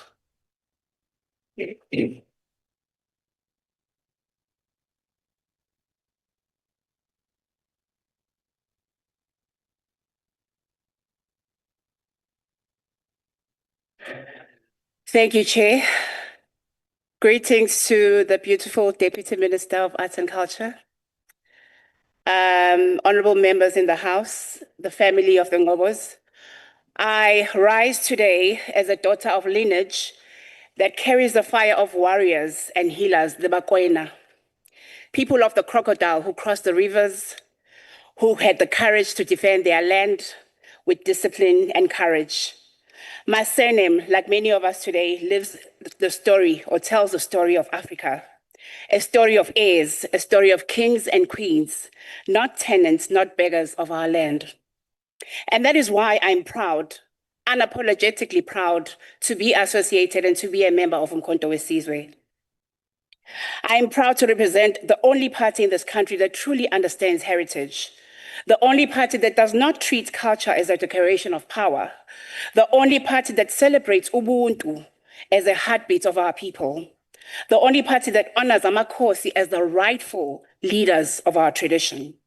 No other party protects heritage like the MK party. Heritage is not performance, it's not beads behind glass, it is not dances rolled out once a year for photo opportunities. Heritage is our soil beneath our feet. Heritage is the memory in our language. It is also pride in our surnames, hence our clan names. Heritage is a dignity we refuse to surrender to anyone. And as the Sotho saying goes, "Leleme la hao ke lesedi la hao." Your tongue is your light.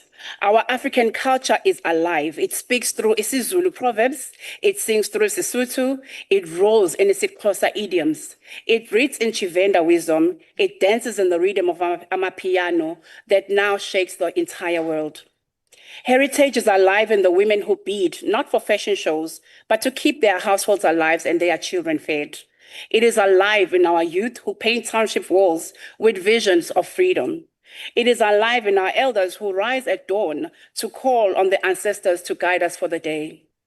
This is not fragile, it is not primitive, it is our power, our African power. Heritage is not real if our children are still forced to learn in foreign tongues. Until our children are taught every school subject in their mother tongue, we cannot say we are free. English cannot remain the main language of education in a land where African languages carry the wisdom of centuries. When we will respect our own languages and when we will stop treating them as a second class in our own homes. And so I must ask, as the theme says, what does it mean to reimagine heritage in a democratic South Africa if the very soul of heritage language is dismissed in our classrooms? What kind of reimagining is this where isiZulu, isiXhosa, Sesotho, Chivenda, Setswana are treated like side dishes while English sits as the main course? That is not reimagining, Chairperson. We are still dancing to the tunes of our land thieves. Language is not just communication, it is thought. It is our identity, it is our power.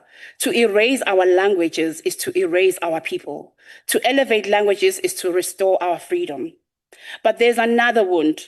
Heritage cannot be celebrated while our treasures remain stolen. There is a diamond there in London, ripped from our soul, still crowns a foreign monarchy. That diamond is still our jury. It is a scar now, a scar of conquest, a scar of plunder, a scar of humiliation. In South Africa, if South Africa is serious about heritage, then the real act of reimagining is not in speeches or galas, it is in bringing back that diamond home. Imagine using its wealth not to enrich colonizers, but to uplift the poor, empower our women, to protect our children, to support persons living with disabilities, because right now it is sitting at billions in word value, in the rand value. As in isiXhosa, inyathi ibuzwa kwabaphambili. Wisdom is sought from the elders. Our ancestors will tell you that we need to return what was stolen. Not only our land, not only our diamonds, but our very heritage, our pride. And yet, what do you see? A president running across oceans, returning with honor and no honor and more humiliation. Coming back with a 30% tariff slapped onto our farmers in America. A G20 invitation where he invited Trump, who seemingly has ignored him, as if South Africa is a beggar at the door.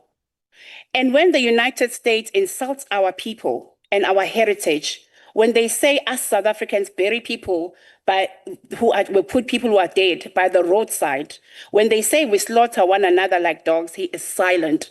He is found wanting. He does not defend us. He seems perplexed. He does not know. He says, I'll come back to you. He does not protect our dignity. A leader who cannot defend his people's honor cannot claim to defend their heritage. It is high time that the President Ramaphosa leaves the podium. This is not leadership, it is weakness and is out of touch. Honorable members, no other party will speak with truth like I am doing today because I belong to Umkhonto weSizwe. No other party will protect heritage with the same conviction because no other party has the courage to call it as it is. Our 8 pillars guide us as Umkhonto weSizwe. Land redistribution, because heritage without land is empty theater.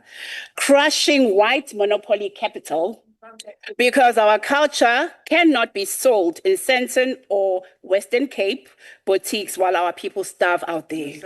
Youth empowerment, because heritage must march forward to remain locked in yesterday.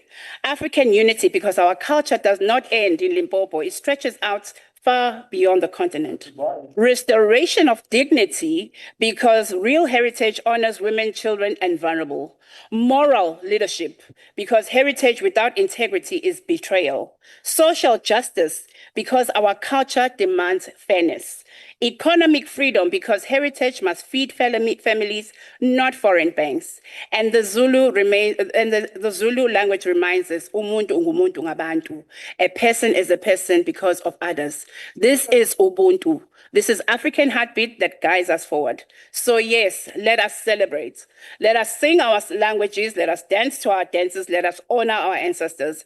But let us also demand the return of what was rightfully stolen by the white people of this party, some of them who are very loud today. Demand leaders who protect dignity, not sell it. Demand a future where heritage is not decoration, but foundation. Because we are not a broken people. We are not tenants of Africa. We are the descendants of the kings and the queens of healers and warriors. We are Africa itself. Our heritage is not fragile, it is fire. And it's fire so hot that it's now making them run to America in defense. And no foreign crown, no careless president will extinguish it. It will be reclaimed, it will be lived, it will be owned by us, the people of Africa, come 2026 local government elections and come 2029 general elections. Thank you.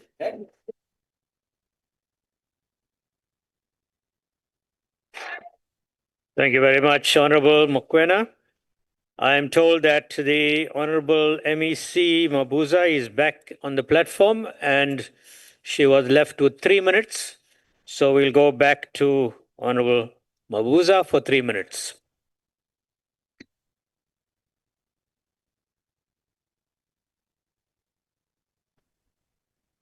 Thank you, Honourable Chair.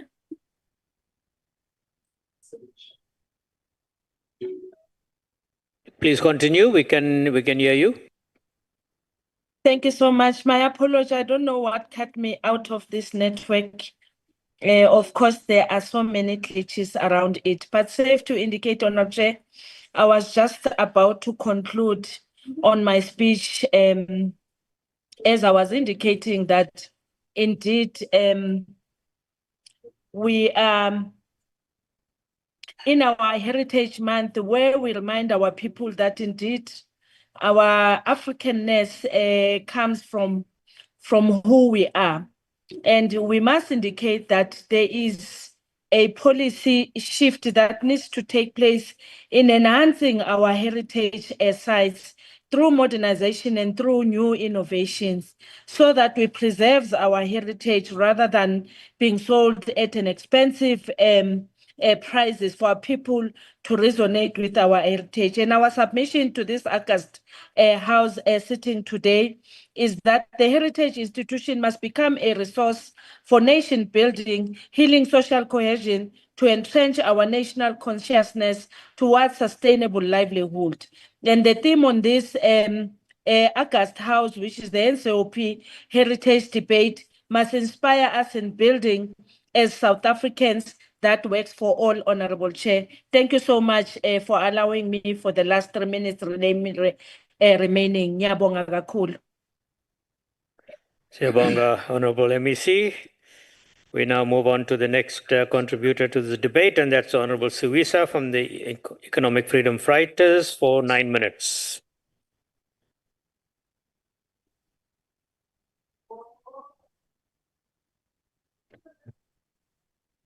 Thank you, Chair.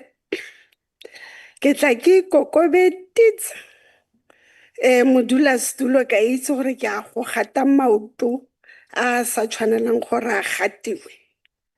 Chairperson, the Economic Freedom Fighters joins the country in observing heritage under the theme African Culture, Our Heritage Institutions Reimagined in Democratic South Africa.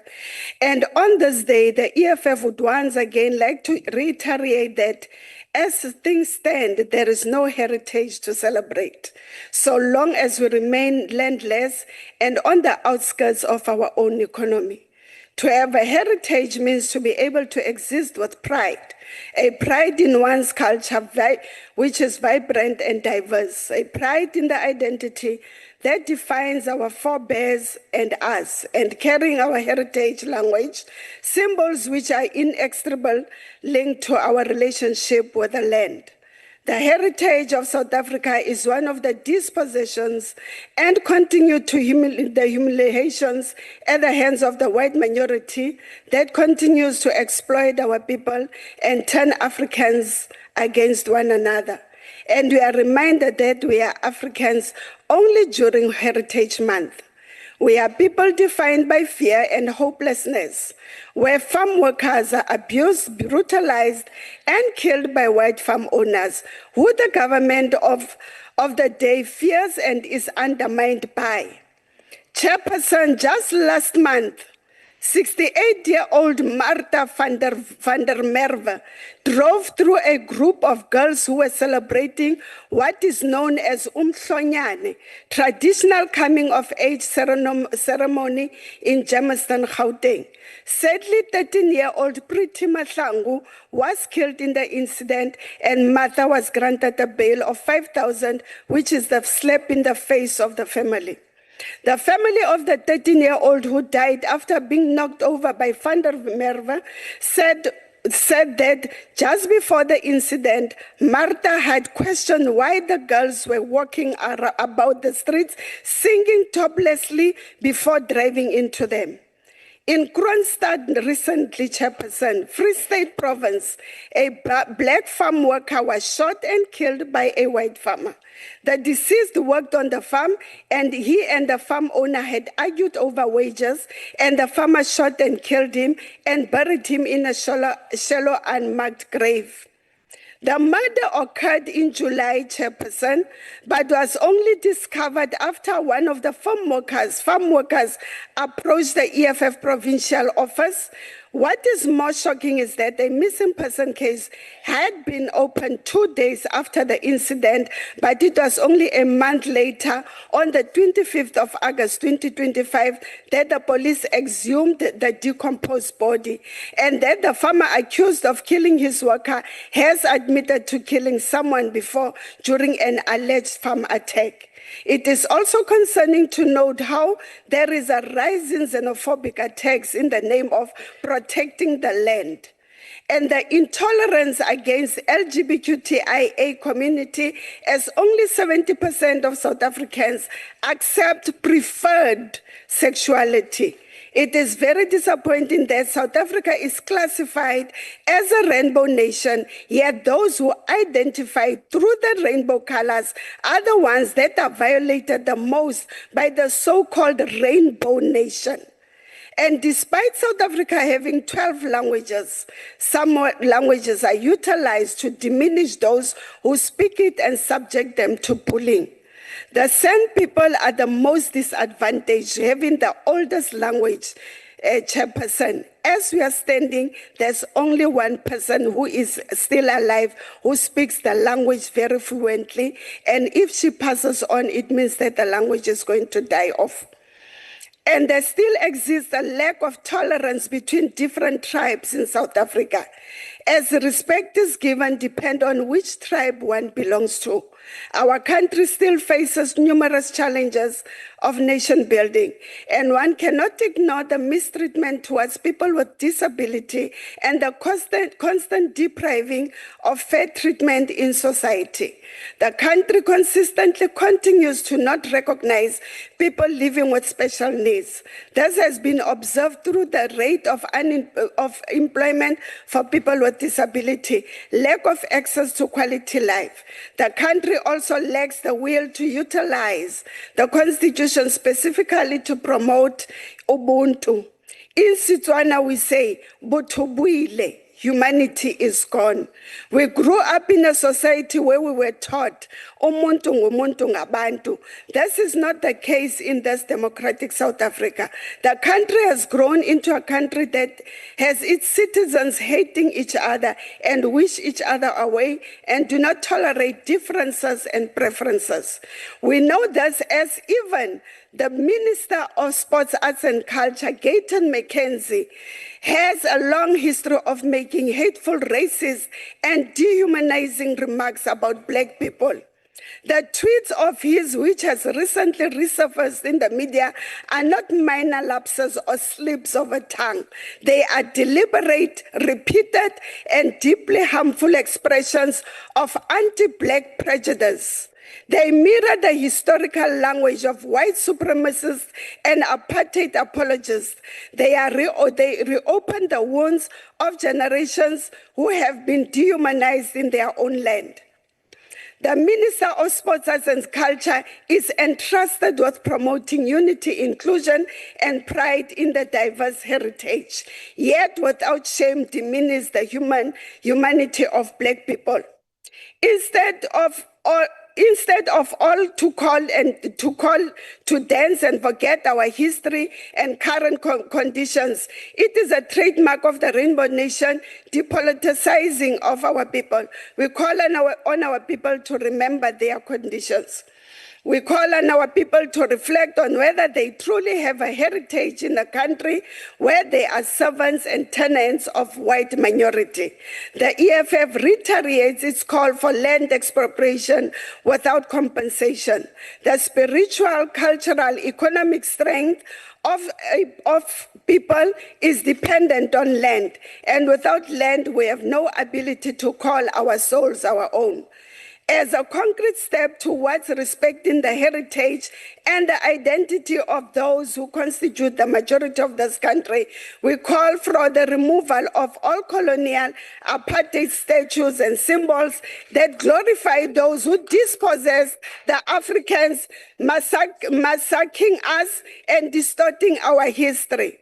We reiterate our call for the removal of the stem from the national anthem and a song of murderers who was sung while Africans were burned on brass stands. The stem is a spit in the face of those who sang the hymn Nkosi Sikelel' Africa, praying for the dignity and prosperity of all Africans. Our heritage is rooted in symbolism, justice, and the land, and without this, there is no heritage to celebrate in this country. Our public holiday must become moments in which we reflect truthfully on our history and the road we have traveled as a nation.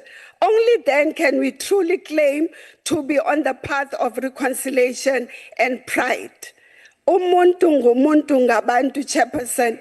Botho buile mo South Africa, batho ba bolana ka semorafi, batho ba bolana ka gore ga ba tlhage go lefelong le le nosi. Ke nako ya gore re boe ma Africa, re busetse botho bo ileng gore re godile ka bone, le re le batho ba Africa Borwa. Ke a leboga. Thank you very much, Honourable Sawisa. We now move on to the next contributor to this debate, and that is Honourable Adriansa for 7 minutes.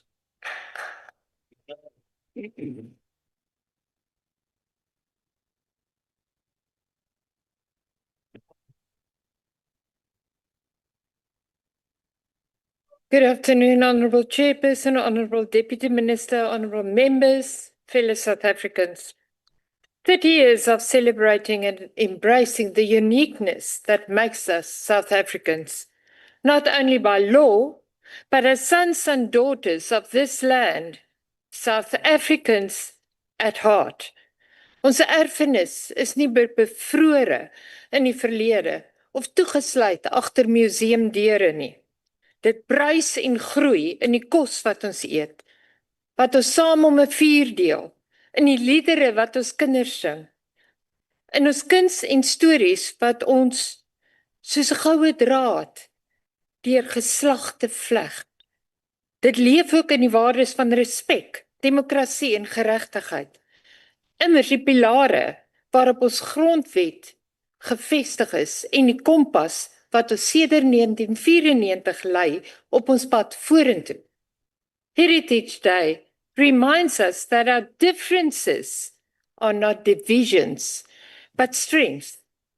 From the isiZulu and isiXhosa rhythms to the stories of the Khoi and the Sun, from Afrikaanse letterkunde to Cape Malay cuisine, from Setswana beadwork to Indian dance, every thread enriches the exquisite fabric of our rainbow nation.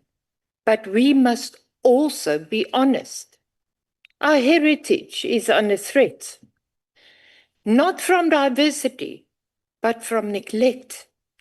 Libraries stand locked or damaged, such as the Potchefstroom Library, which has a leaking roof and valuable books are being damaged.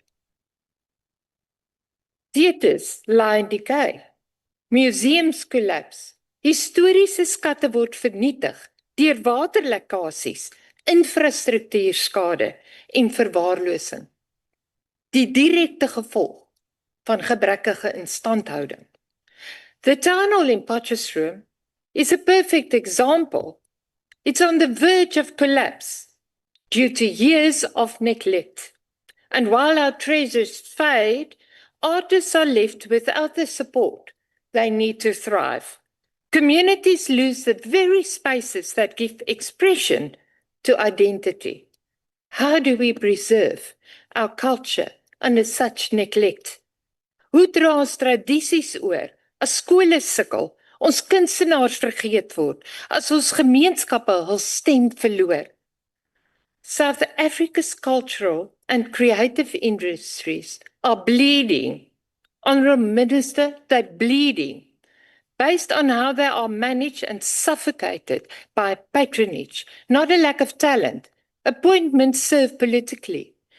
Loyalty and ministerial egos, not the industry, with the result being distrust, collapsed projects, and wasted millions. The Department of Sports, Arts and Culture approved 1.6 million in Mzansi Golden Economy funding for entities linked to CCIFSA executives, despite the minister himself branding CCIFSA as the #1 crime organization in 2024. Even more concerning is that the Sunday World expose revealed that deregistered and non-compliant companies were awarded MGE funding, indicating gross incompetence or deliberate capture of the funding system. We believe Heritage Day is not about clinging to nostalgia. It is about building forward, toekomsgerig, to reimagine our heritage institutions for a new era means at the very least 3 bold steps. Firstly, investing in education so that every child can read and know the stories of their ancestors. As Marcus Garvey reminded us, a people without the knowledge of their past history, origin and culture is like a tree without roots. Secondly, safeguarding our museums and heritage sites, refusing to let poor and corrupt governance erode what should be preserved for generations. And thirdly, supporting our artists, protecting our languages, all of them, and ensuring our cultural economy creates jobs and opportunities. As Hugh Masekela wisely said, I'm always learning from the next generation. They are hope, because heritage is not only about what was, but also about who we are, and even more, who we are becoming. Laat ons hierdie erfenisdag gebruik om in Suid-Afrika te hervestig waar geen erfenis vergeet of vertrap word nie. Waar elke gemeenskap met respek erken word en waar elke Suid-Afrikaner die waardigheid van gelyke geleenthede ervaar. 'n Suid-Afrika wat nie net droom van een nasie met een toekoms nie, maar dit daadwerklik uitleef en beleef. Nelson Mandela once reminded us, when South Africa celebrate our diverse heritage, we build a common future.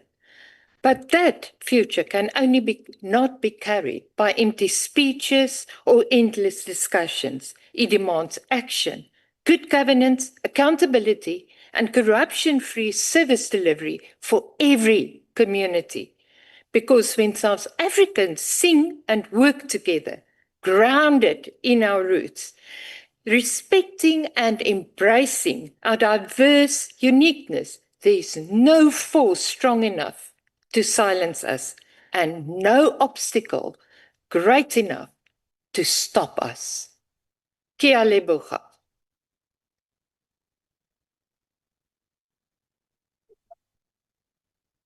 Thank you very much, Honourable Adriansa.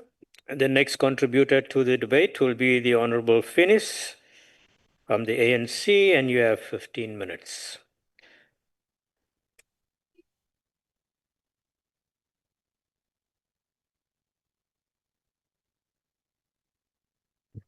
Honorable Jane, it would be too deep for you if I speak Afrikaans now.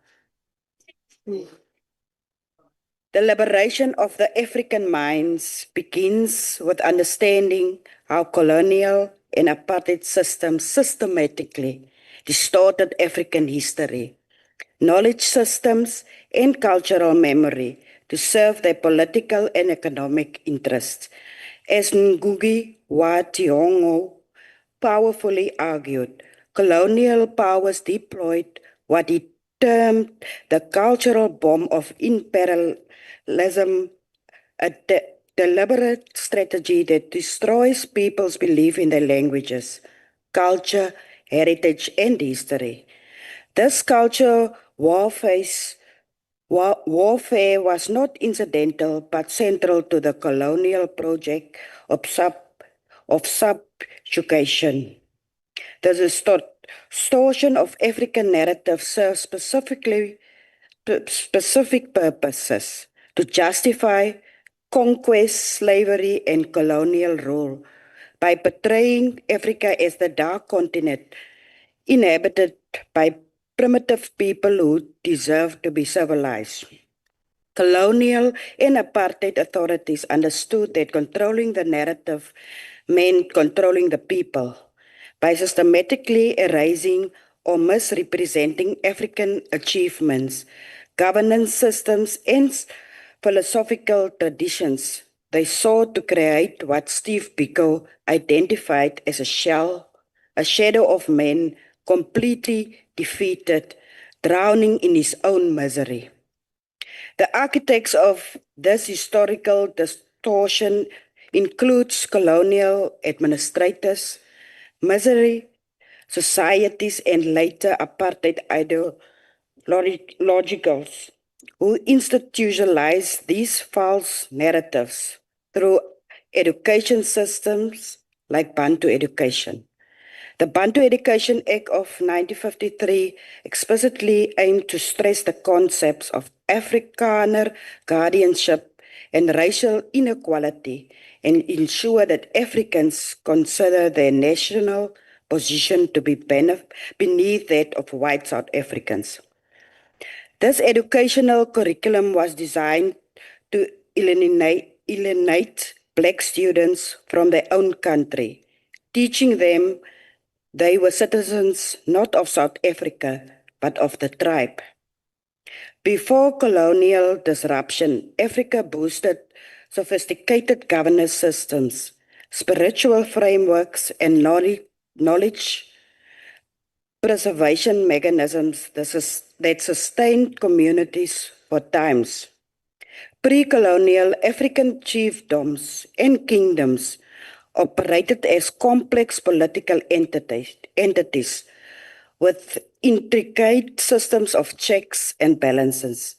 Chiefs serve dual roles as political leaders and spiritual intermediaries, representing the living representative of the ancestral spirits as well as the governance leader responsible for maintaining order. These systems were inherently democratic, requiring unanimous consent from councils of elders for major decisions. The council served as the representative body of the commoners, and without this council, the chief was powerless and could not make laws. Chiefs could be removed from failing their duties, as documented in various African societies where leaders were overthrown for excessive taxation and neglecting religious obligations. African knowledge systems strive through oral traditions that served as living archives. Cryots, the referred keepers of memory in West African societies, function as skilled orators, musicians, and historians who preserve cultural heritage through storytelling. As Mandinga proverb states, when a crier dies, it is as if a library has burned to the ground. These oral traditions were not merely entertainment, but sophisticated educational systems that conveyed moral teachings, historical knowledge, and community values across generations. African spirituality was deeply interconnected with governance, environmental stewardship, and social organization.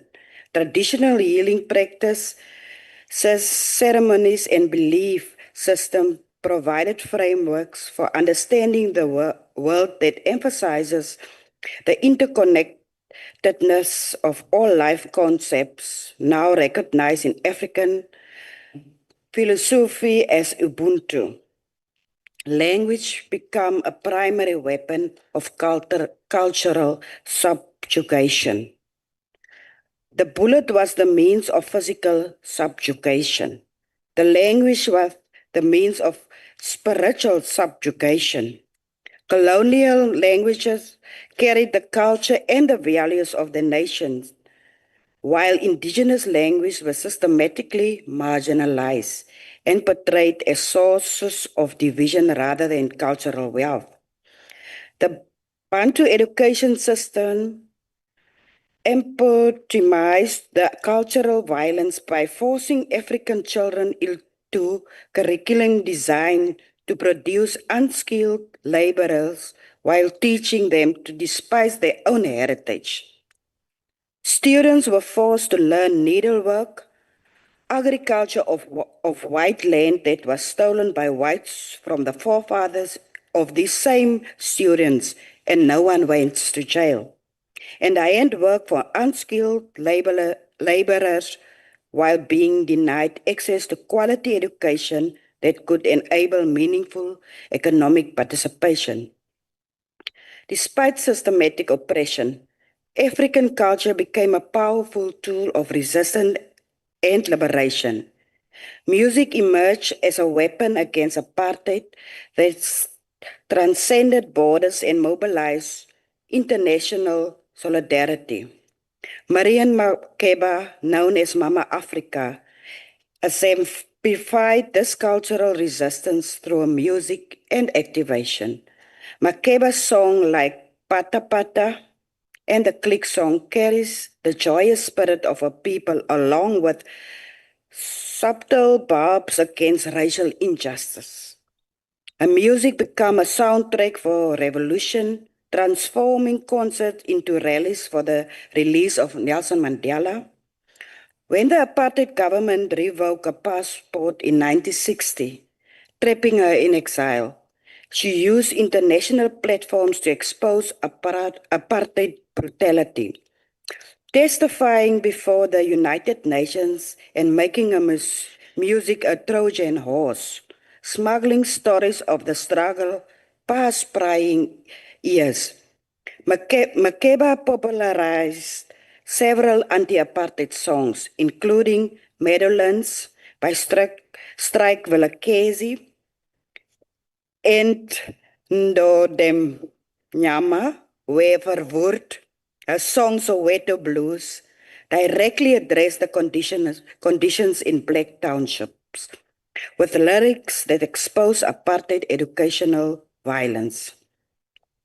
The children got a letter from the master. It said, "No more Xhosa, Sotho, no more Zulu."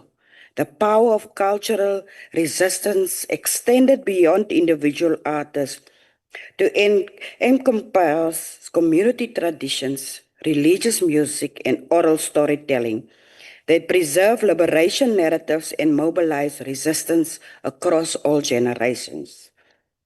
The theoretical foundations for African liberation were articulated by visionary intellectuals who recognized that political freedom requires psychological decolonization. Steve Biko's philosophy of Black consciousness centered on liberating the minds of Black people who had been relegated to an inferior status by white power structures. Biko understood that most potent weapon in the hands of the oppressor is the mind of the oppressed. His movement sought to produce real Black people who do not consider themselves as appendages to white society by fostering pride in African heritage, in rejecting the psychological internalization of white supremacy. Black consciousness required an inward-looking process where Black people regain the pride stripped away from them by apartheid system. Ngugi wa Thiong complemented Biko's work by theorizing the role of language in a mental colonization and liberation. His seminal work, Decolonizing the Mind, argued that language carries culture and worldview, making linguistic decolonization essential for true freedom. He contended that colonial languages perpetrated mental suppression by alienating Africans from their cultural roots and imposing foreign value systems. The democratic South African Constitution of 1996 marked a watershed moment in the recognizing culture and heritage as fundamental human rights and essential components of new dispensation.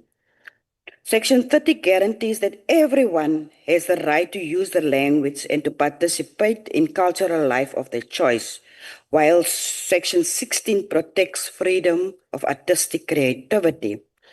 The Constitution preambles acknowledges the imperative to recognize the injustices of our past and commits to building a society united in our diversity. The constitutional framework provided the foundation for transforming South African cultural landscape and redressing historical marginalization of African heritage. The ANC contemporary cultural policy rooted in the Freedom Charter's declaration that the doors of learning and culture shall open envisions culture as a tool for nation building and social cohesion. Our party recognizes that through arts and culture, a sense of national identity and pride can be cultivated and commits to using cultural expression to mobilize society towards democratic values. Heritage Day is complemented by other democratic holidays that constitute South Africans' living heritage. Human Rights Day on March 21st commemorates the Sharpeville massacre of 1960, when apartheid police killed 69 peaceful protesters, transforming a day of tragedy in a celebration of constitutional rights. This day serves as a reminder of the dedication to the Bill of Rights and reinforces commitment to protecting human dignity. African heritage serves as both an identity anchor and a tool for liberation by providing the cultural and philosophical foundation necessary for genuine transformation. I thank you, Honourable Chairperson. Thank you very much, Honourable Finis. We now move on to the next contributor, and that is the Honourable Briet. You have 5 minutes.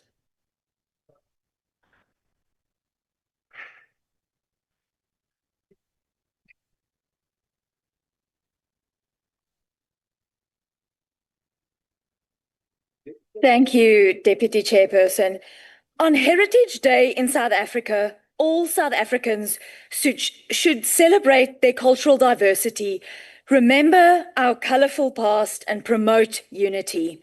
It is a day where we are meant to come together in the profound acknowledgement that South Africa truly belongs to all who live in it. 'n choppie op die braaivleisvuur help natuurlik, maar dit is nie al waaroor Braaidag moet gaan nie. This sounds good in theory, but unfortunately, or rather sadly, the truth is far more Orwellian.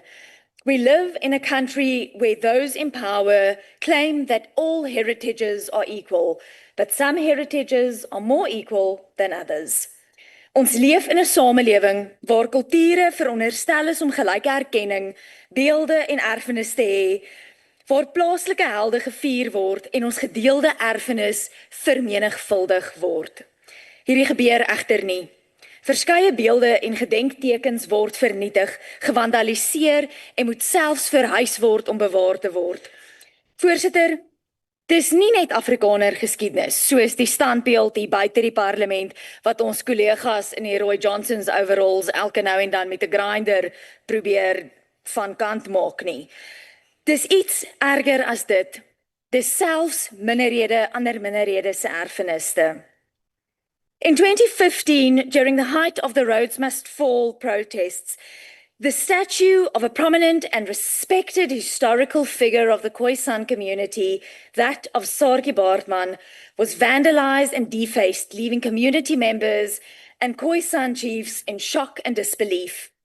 Over years, the San and Khoi Genocide Memorial just outside of Graaf Reinet has been vandalized so badly that they believe that it is almost beyond repair. So I can continue. Maar julle weet, ek hou van stories van die Vrystaat, so laat ek vir julle nog ene vertel. President Steyn Dis nou die man wat verantwoordelik was vir die enigste vroue monument in die hele wêreld vir 90 jaar, maar wat ook toegesien het dat die Universiteit van die Vrystaat gebou word en dis waar by gestaan het om aan daai legende, jy weet, gestand te doen. Is in 2018 deur Koffsie se bestuur besluit om verwyder te word. Dis toe uiteindelik in 2020 verwyder. Ons as voormalige studenteleiers, as alumni, het voorstelle gemaak en ons het insette gelewer. Een van hierdie voorstelle, dink ek, was nie te sleg geweest nie, sê ek amper 'n ander woord. En dit was om byvoorbeeld persone wat belangrik in nie net Suid-Afrika is nie, maar in die Vrystaat spesifiek aan hulle hulde te bring. En die voorstel was konkreet. Sit 'n standbeeld van koning Moshoeshoe van die Basotho nasie daar op die Rooiplein waar president Steyn voormalig gestaan het. Almal het gesê dis goed. En vriende, kollegas, jare later is daar nog steeds geen standbeeld nie. Daar's nie eers 'n stap in die regte rigting nie. Bro, Che, ons kan geld spandeer. Miljoene rande. As my kollegas in die Vrystaat my sal reghelp, ek dink dis by die 29 miljoen rand wat ons in 2018, daai selfde jaar spandeer het aan 'n standbeeld van Fidel Castro. Want hy het so verskriklik baie vir die Vrystaat se ekonomie en kultuurerfenis beteken. Dit was nou sarkasme indien julle dit nie verstaan het nie. Chair, I focus less on reimagining of institutions because we need to realize a deep-seated problem in our society, one that our heritage institutions cannot fix by themselves. We have lost respect for ourselves, for each other, and for our history. We use our history for cheap politics, favoritism, and grandstanding in the outside world. Ons het organisasies soos die FHK, die Federasie vir Afrikaanse Kultuurverenigings, wat goeie werk doen, relevant bly, erfenis beskerm, maar meer as net dit, gewone mense betrokke bring by die erfenis en die bewaring daarvan. Ons het nodig om meer sulke instansies te hê, meer daarop te fokus en meer doen om ons reënboog geskiedenis en toekoms daar te stel. Voorsitter, ek sluit af. It is only when all South Africans can safely say that their history is respected in public life that we can truly honor the richness of our past while building a sustainable future for those yet to come. Ek dankie. Thank you very much, Honourable Breed. The next contributor to the debate is Honourable Mackenzie from the Western Cape. Honourable Mackenzie, you have 10 minutes. Thank you, Honourable House Chairperson. Apologies, I've got a slight flu. Deputy Minister and all our colleagues here this afternoon, proud to represent the Western Cape in this debate. Chairperson, as the world today, we face growing uncertainty. Glowing politics is dividing the world, rising nationalism, cultural erasure through technology, and deepening social fragmentation. But amid this turbulence, one thing must remain constant, and that one thing is all our heritage. When honored, preserved, and shared, heritage has the power to unite us, foster understanding, and remind us of our shared humanity. Chairperson, I'm proud to say in the Western Cape, our Department of Cultural Affairs and Sport is doing exactly that. We are redefining how we preserve, engage with, and value our heritage. Through our bold infrastructure development plan, digital innovation, improved accessibility, and inclusive community engagement, our province is ensuring that our heritage is not only surviving, but thriving as a resource for the future. Let us begin to physical access to heritage, something I heard my colleagues were complaining about earlier on. One of the most direct connections to people with their history, it is physical connections to their heritage. So we invested in sites like Diepkloof and Pinnacle Point to make sure we protect our earlier evidence of modern human behavior.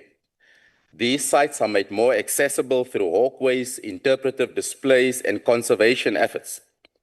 These initiatives contributed to South Africa's successful UNESCO nomination, affirming our nation's place in the global story of human origins. These two sites, in conjunction with Sibudu Cave in KwaZulu-Natal, is now a new UNESCO World Heritage Site.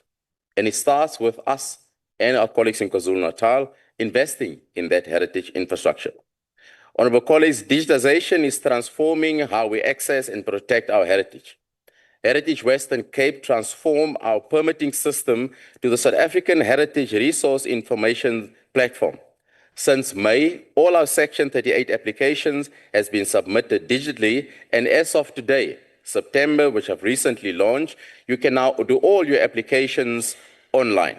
So we're gradually transmitting from analog to digital formats. Honorable Chairperson, we must also use technology to preserve our heritage and not erase our heritage. Digitization of our public access to our heritage is very important. Our Western Cape Archive and Record Service, which is the best in the country, holds records dating back to 1651, and they digitize more than 45 kilometers of material.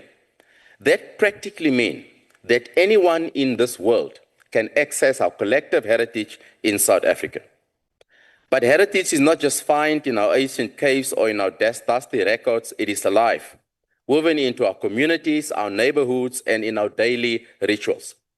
Let me take you for a minute to Luandle Migrant Labor System.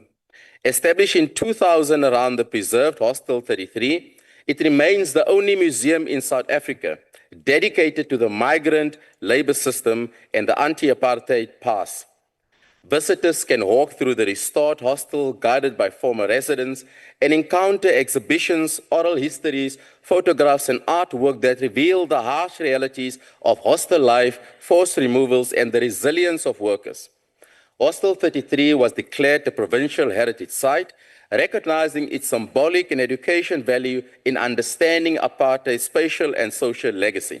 So we didn't just talk about it, we actually do it. In Montague, the town's museum preserved local artists, historical documents, and photographs, while also chronologizing the devastation caused by the 1981 floods. It serves as a powerful reminder that heritage bridges the public and the deeply personal.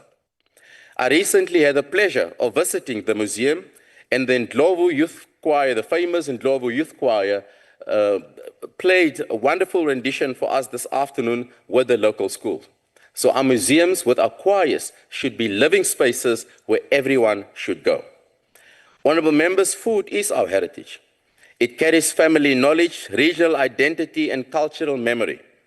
Through museum initiatives and storytelling, we are finally beginning to honor cuisine as a powerful form of living heritage, like Tannie Poppy from Laingsburg and a famous roosterkoek.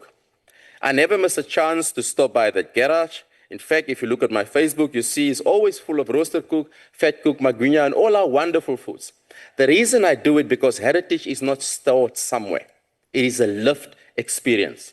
So you can have the greatest policy on heritage. If you don't practice it, it becomes irrelevant. So if you come to my office, you'll be served our traditional foods in the Western Cape and not English muffins like sadly I visited in an esteemed institution I shall not name, but where I am.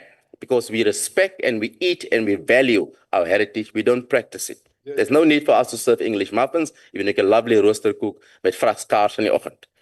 Honorable Chairperson, I want to encourage members of this House to also support on oversight visits our local vendors, because they appreciate it, they value it, and that's where the standing committees, in this case the committees of parliament, can inject money in the local economy. Honorable members, we're also uplifting our spiritual heritage. The 10 kramats in Cape Town, there's now been the Sacred Circle of Tombs, were declared, and thanks to our colleagues, National Deputy Minister, a national heritage site, acknowledging their importance as graves of the Islamic spiritual leaders who shaped the faith and identity of Cape Town's Muslim community. At the same time, we've just launched the Almal models. Almal obviously means everyone in Afrikaans, but it's archives, languages, museums, and literature. I've literally personally gone around the province and visited our museums to capture stories of our communities. From the Boerkaap to Genadendal, there are many parents, many grandparents from Thembalethu to George who have stories to tell. We should not allow for ChatGPT to start telling these stories. So we visit these stories, capture it, and you'll be able to capture those stories and listen to those stories in all our museums. That is the importance and the role of capturing our heritage. Honorable member, just 2 weeks ago, I had the mayor of Atlanta visiting us here. As you know, Atlanta is hosting the World Cup next year. I took him to Mitchell's Plain and we shared, Mr. Barnos, some wonderful kusistas in Mitchell's Plain. Why did I do it? Because I love kusistas. But more importantly, it is our culture and our heritage. There was no need for me to take him to the waterfront. But more importantly, I've also sold the idea to them, and hopefully he'll take it further. For the next year's World Cup in America, he must take our traditional foods from our beautiful province and sell it and get people to make it for the FIFA World Cup. That is how you sell your heritage and not talk about it in a policy document.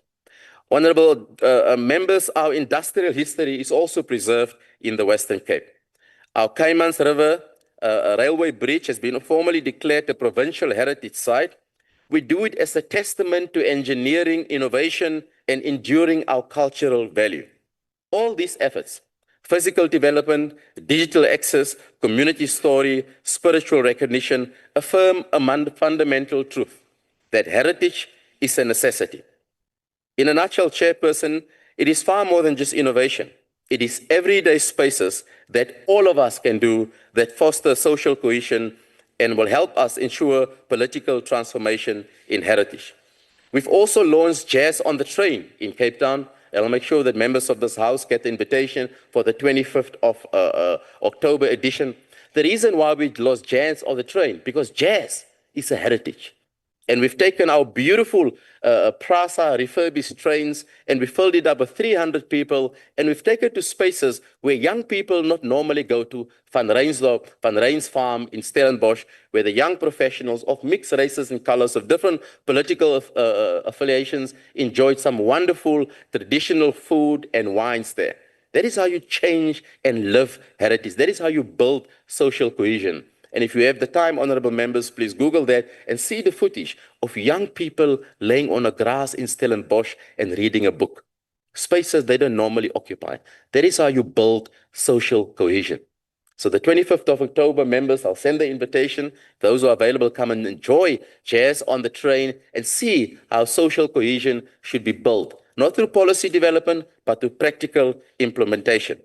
So, honourable member, let us continue to preserve our past, but to reimagine it, as the debate is talking about, in shaping a more inclusive, dynamic future by working together in spaces, in communities, in fostering dialogue, in inspiring understanding, and affirming our dignity.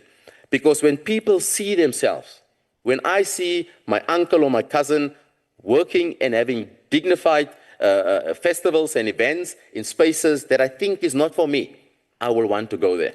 I will want to experience it. And that is how we're going to reimagine heritage, by doing things together and by sharing our collective places, in this case the Western Cape, but across the country together. Thank you for the opportunity, Chairperson. Thank you very much, Honourable Mackenzie. I'm sure our honourable members will await that invitation.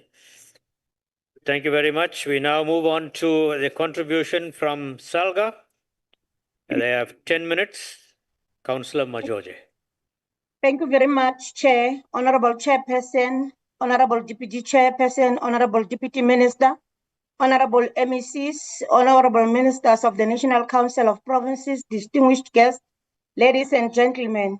I rise on behalf of the South African Local Government Association to reflect on a subject that is at the very heart of our identity and collective memory, the African culture and our heritage institution reimagined in the democratic South Africa from a local government perspective.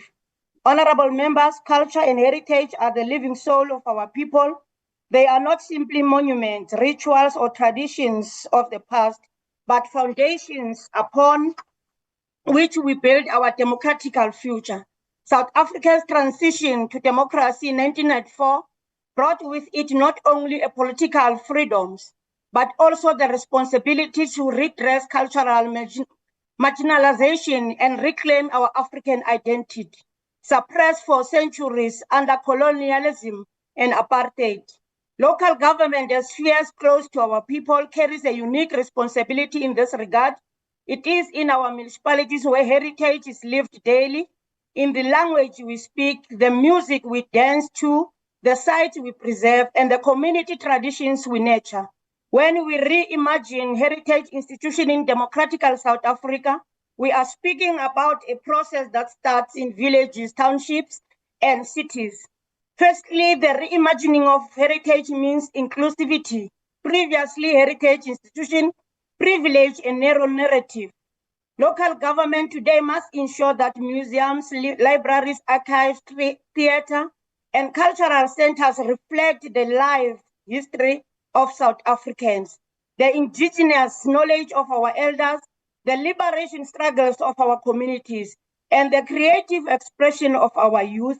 Secondly, the heritage is about development. Culture is not a relic of the past, but a driver of economic opportunity. From township tourism to creative industries, municipalities can and must enhance culture assets to create jobs, stimulate entrepreneurship, and attract investment. When a municipality supports a cultural festival, develops a heritage road, or restores a historical site, it is both preserving memory and opening doors to economic participation. Thirdly, heritage institutions must be spaces of unity and healing. Our history bears scars of division, yet our culture carries the power to reconcile. Municipal cultural programs, from intergenerational dialogue to traditional leaders' collaboration, are vital in fostering social cohesion. In this way, heritage becomes a bridge, honoring diversity while building a shared South African identity. Honorable members, SALGA acknowledges the challenges many municipalities face: limited budgets, competing priorities, and infrastructure backlog. But we see opportunities in forging partnership with national departments such as Sports, Arts and Culture, the South African Heritage Resource Agency, with traditional leaders, with civil society, and with the private sector. Local government must empower through policy alignment and funding to take its rightful place in safeguarding and promoting cultural heritage. Furthermore, as we move into the digital age, we must embrace innovation. The reimagining of heritage institutions requires us to digitize archives, create virtual museums, and use technology to connect young people with their roots. Our youth, who are custodians of tomorrow, must see culture not as something distant or old-fashioned, but as a living, evolving identity in which they have ownership. Chairperson and the honorable members, in reimagining heritage institutions, we are not discarding tradition, we are breathing new life into it. We are ensuring that Ubuntu, indigenous knowledge systems, oral histories, and community rituals are given institutional recognition alongside modern creative industrials. We are affirming that African culture is not peripheral, but central to our democracy. SALGA's call is therefore clear. Let us invest in our municipalities as hubs of cultural preservation and innovation. Let us enable our communities to tell their own stories. Let us empower local government to transform heritage from a symbol of exclusion into a beacon of pride, unity, and development. In closing, Chair and honorable members, heritage is not only about who we are, but it is also about who we want to become. By reimagining our cultural institution through the lens of democracy and development, we can ensure that future generations inherit not only the memory of struggle, but the pride of an African identity which is fully restored. I thank you. Thank you very much, Honourable Member. We now move on to the next contributor, and that is the MEC for Arts, Culture, Sports and Recreation from the Northwest Province, Honourable Talapi. You have 10 minutes.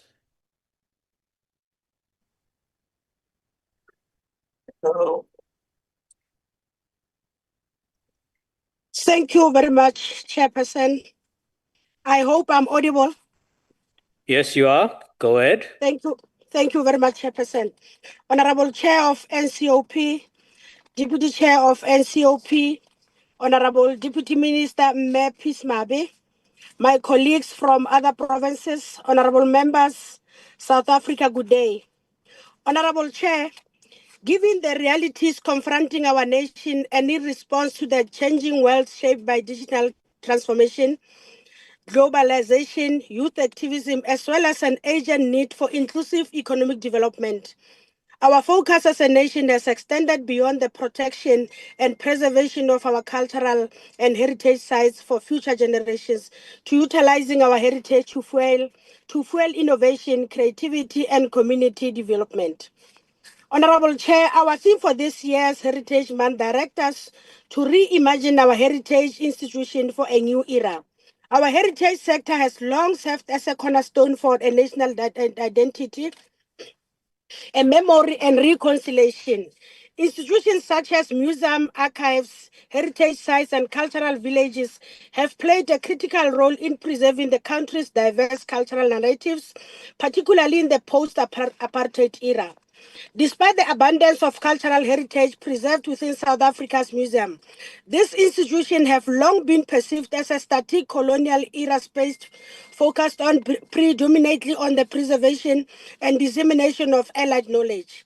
This entrenched perception has contributed to limited community engagement, low levels of youth participation, and the underutilization of museums as platform for development, innovation, and for social transformation.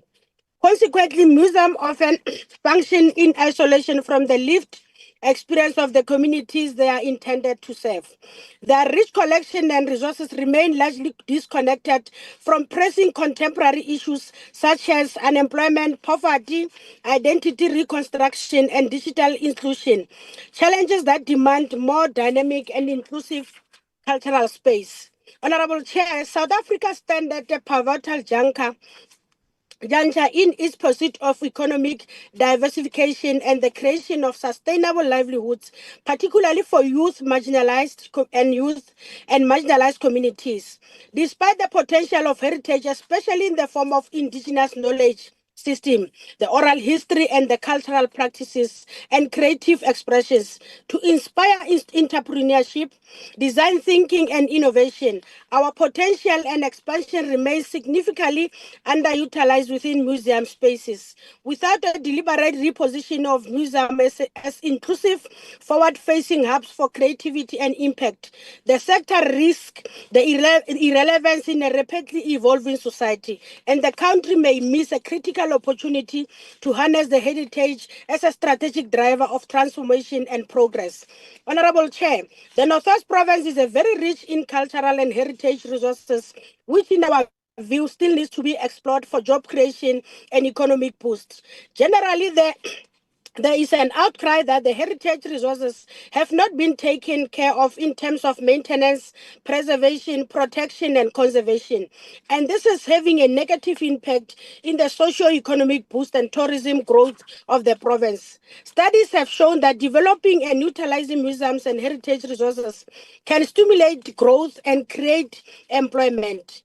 We are working tirelessly, Honorable Speaker. If the issue of the resources can be addressed, we can actually attend to these concerns. Resistance and Liberation Heritage Route Project presents another opportunity that should be grabbed as a heritage tourism by tour operators in our province. Digitalization of these heritage sites and finding their location by GPS coordinates is of utmost importance in this ever-changing civilization.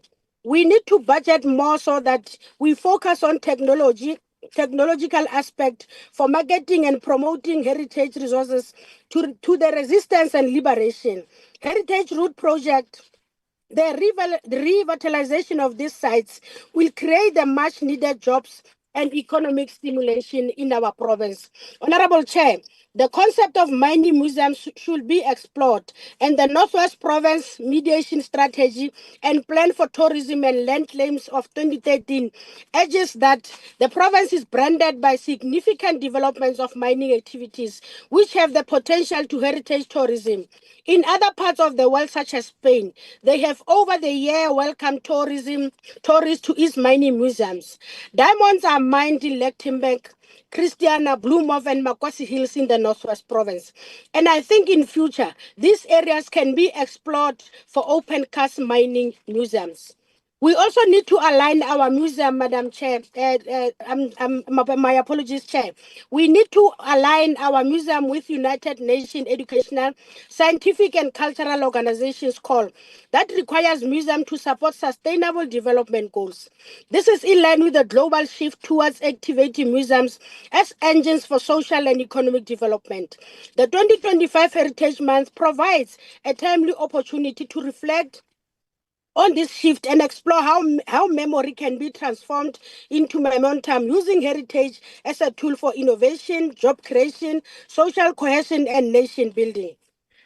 Honorable Chair, our museum are custodian of memory and knowledge, and we should be uniquely positioned to lead the shift we are referring to. Our theme for this year's heritage responds to the aspirations of a younger generation that seeks relevance, engagement, and innovation. By integrating heritage with the technology, entrepreneurship, and contemporary cultural expression, museums can inspire a new era of cultural activism and creativity, whether through digital storytelling, whether through exhibitions or heritage-linked enterprise. Museums have the potential to move from being center of memory to engines of momentum, pushing society forward the insight from the past and vision for the future. This significant day serves as a reminder of the nation's past, its struggles and progress made towards unity and reconciliation. It must be noted that the department plays a role in preserving knowledge and history through book writing by documenting cultural heritage through legend writers, even with our upcoming writers, just to ensure that they preserve for the future generations. They sharing the personal stories and memories and also provide insight into the lives of individuals who shape the history of South Africa. Books also assist in promoting cultural awareness to educate readers about different cultures, fostering mutual respect and understanding amongst communities. To demonstrate this in the financial year 2025, Chair, the department supported 58 writers, published books for 10 women writers, and assisted one of the writers to launch and review a book in Botswana. We also held a colloquium with writers and printed books for 15 writers. We have also assisted 2 writers from the Military Veteran Project to publish their writing. 4 book launches were also held and 32 books were published. Finally, we held our awards writers this year. In pursuit of the heritage mission, the province will look at how legacy of our fallen heroes and heroines, the likes of J.B. Max, Moses Kotane, NCOP Tiro, Mama Ruth Segumuso Mompati, could be elevated for heritage and tourism upliftment. Honorable Chair, this year marks the 150th year since the birth of Kgosi Ramosiri Moiloa.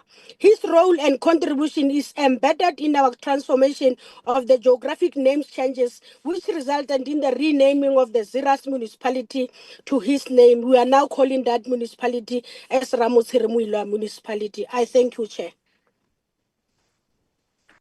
Thank you very much, Honourable MEC. We now move on to the next contributor to this debate, and that's the Premier of the Free State, the Honourable Shosha Matai. You have 10 minutes.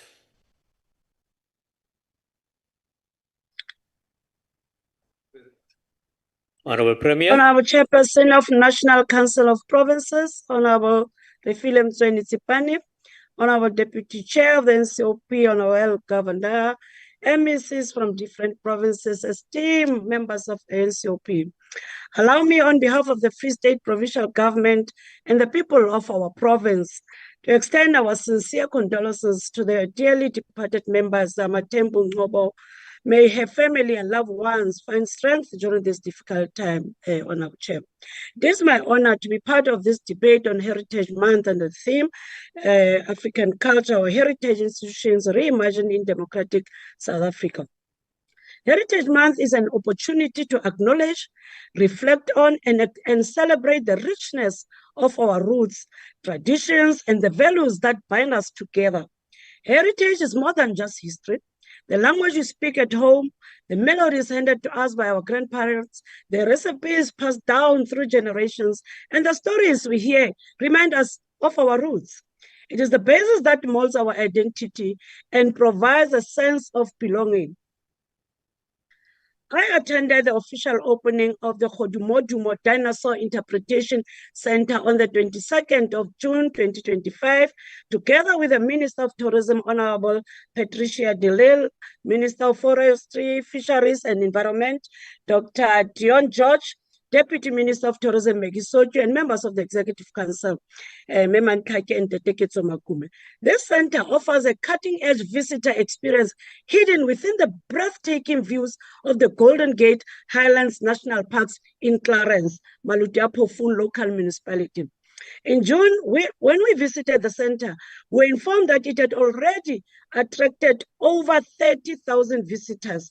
I also made a pledge that the EXCO meeting would be taken to this beautiful site. I'm happy to announce that on the 26th of August, we indeed held our meeting at that center.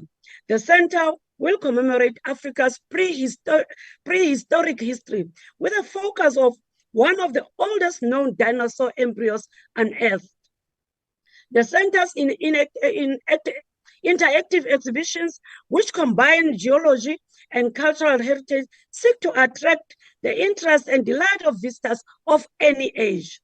Honorable members, MEC Mabuya also took learners from various schools across the province to experience this dinosaur center firsthand, and also had an opportunity to listen to storytelling about Godumodumo.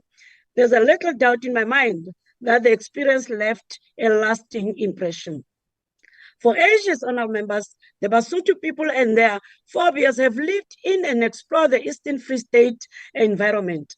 Early Basotho Generation Society discovered fossil bones and footprints of unknown creatures as a result of their strong connection to the land.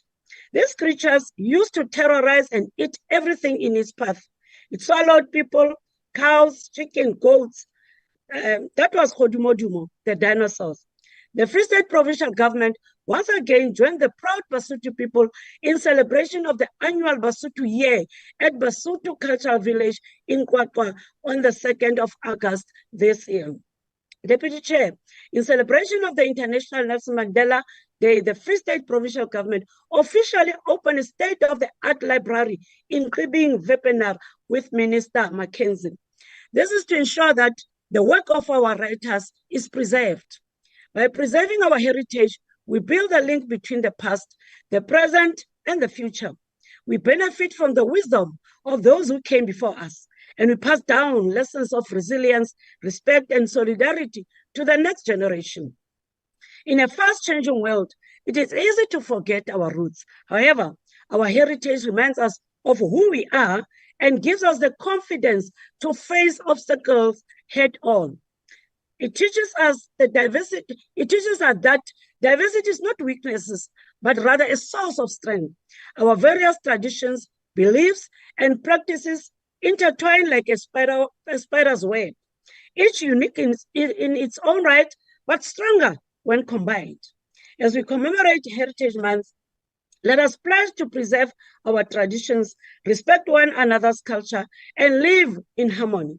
In the Free State, we have just concluded 5 days of celebration of the Mangaung African Arts Cultural Festival Makufe, where we celebrate many cultures that represent our people. This cultural activity was relaunched on the 3rd of August this year, 2025, after a 2-year absence. The reimagined Makufe meant that all people of all ages could relate to the festival and reflect every ethnic group in the province. Following the successful staging of the play Mantsopa at the Market Theatre on October the 5th, 2024, the Free State Provincial Government took a decision to include the play directed by experienced actor and director Dr. Jerry Mofokeng Wamakgeta in the Makufe program.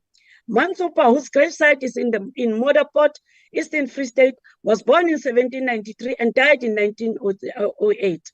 After surviving starvation and subsequent cannibalism, she grew to become a trusted counselor to Kim Mushweshwe.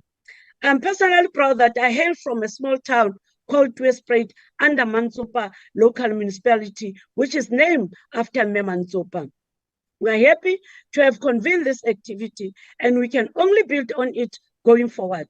Deputy Minister and honourable members, let us ensure that we use our heritage institutions, such as museums, to educate the younger generation about our history. The Free State Province held the G20 Cultural Diplomacy Roadshow, where visitors were taken to several historical sites. In the Free State, Bloemfontein, we have the Women's Museum, which depicts an Anglo-Boer War history. I visited this museum with Deputy Minister of International Relations and Cooperation, Metandi Moraka, and the G20 delegation. And the museum is attractive and well kept. We should, however, ensure that our museums become a true reflection of history and not portray history from one side only. The Free State Province also boasts itself that the Vaihoek Church, with the Vaihoek Church, which has been declared by UNESCO as a World Heritage Site. Vaihoek is the church which gave birth to the giant movement, the African National Congress. We must preserve the institution like Vaihoek, because by so doing, we'll be protecting our heritage. During the Cultural Diplomacy Roadshow, we visited Mapikela House and Neville Hill, where the statue of the late President Nelson Mandela is located. We also have Winnie Mandela Museum in Winnie Mandela Town, formerly known as Brantford. Deputy Chair, I'm pleased to inform the House that in the Free State Province, we have a number of schools which use mother tongue-based bilingual education subjects as a medium of instruction.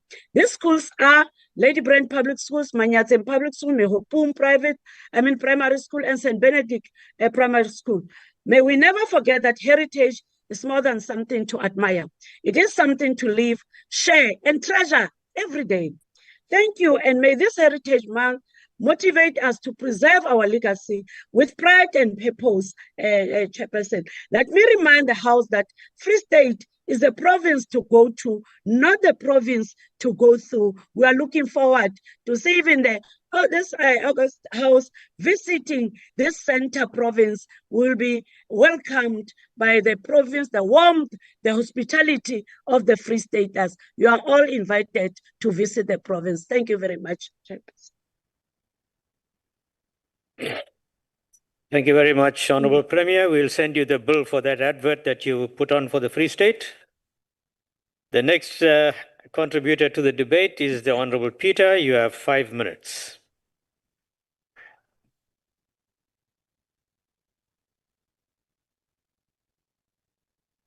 Stalwalendlu manibulise kuwe nakubahlonishwa balapha kule ndlu namhlanje. Inkosi mazithambe sicaka sivumile. Silapha namhlanje sizokukhumbuza isizwe ngobuzwe baso. Ingaba xa ubona omnye umuntu ubona ntoni na? Xa uzibona wena ubona ntoni na? Yintoni na le iphambi kwakho? Umyeka njani omnye umuntu achabalale umjongile? Kanti intoni na lento i-heritage? Andivi zintlanga ziqhayisa ngolwimi lwazo. Ndingeva zintlanga ziqhayisa ngobuzwe bazo. Bendiba ndiza kuva umZulu eqhayisa ngobuzulu bakhe. Bendiba ndiza kuva umXhosa eqhayisa ngobuXhosa bakhe. Bendiba ndiza kuva umSuthu eqhayisa ngobusuthu bakhe. Bendiba ndiza kuva umTswane eqhayisa ngobuTswane bakhe. Bendiba ndiza kuva umNdiya eqhayisa ngobundiya bakhe. Ndicela ukhanyiselo mawethu akunjalo na. Mandulo phaya sasigaqela inkciyo kungekho zigilamkhuba zidelela oko. Isizwe sasizolile umhlaba uqubuthile. Ujonge phansi iseso isizwe sidlisela ngobuni nobuchwebesha bobuhle bendalo yaso. Le inyanga sikuyo inyanga yenkcubeko nobuzwe bethu, inyanga yemvelaphi yethu. Zayaphi iintaka ezazinceda inkomo ezindlangeni? Bayaphi oonomyayi? Zayaphi inkonjane? Masizibuze. Imbali yethu nobuzwe bethu inxalenye yobuni nokuzazi, amasiko nezithethe. Inqanaba lokuzingca nokubulela kulowo wasinika ubomi.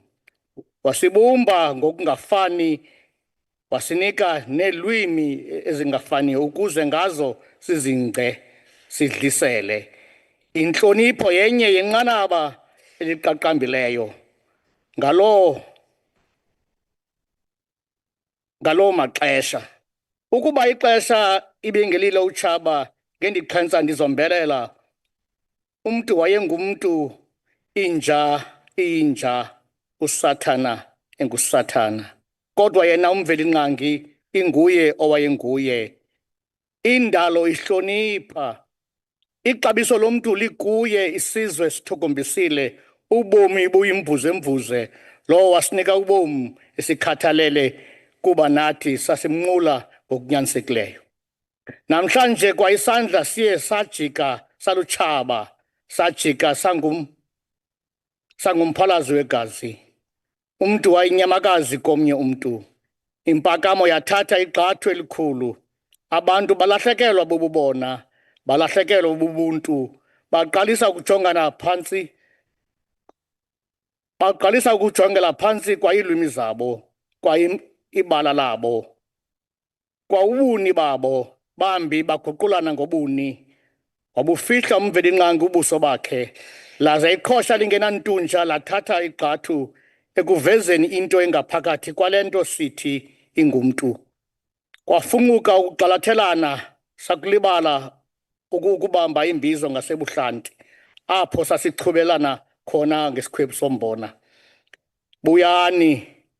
Buyani, sizwe, khumbulani mandulo. Susani impakamo.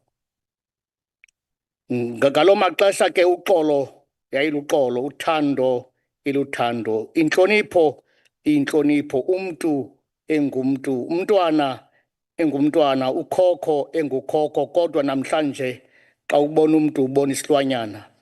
Xa ubona umntu ubona ingonyama. Xa ubona umntu ubona into ongayaziyo. Mawethu buyani, buyisani isizwe sesethu. Enkosi.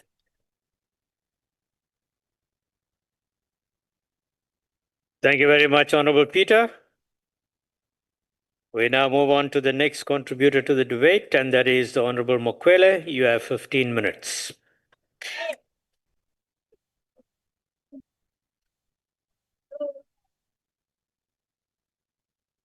Motlatsa modulasetulo re ko leboge ke dumediše modulasetulo wa ntlo ye re leng ka mo yona, bahlomphegi ka moka ba ba lego ka fa, ke tšee ke iše madume a go ikgetha go motlatšatona wa tša dipapadi le bokgabo le tša setšo mo Afrika Borwa, mme Mabe re a go dumediša ka mo ntlong ye. Badudi ka moka ba Afrika Borwa, fellow South Africans,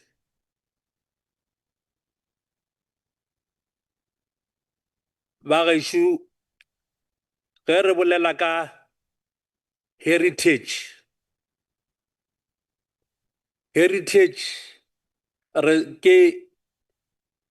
ke setšo sa borena.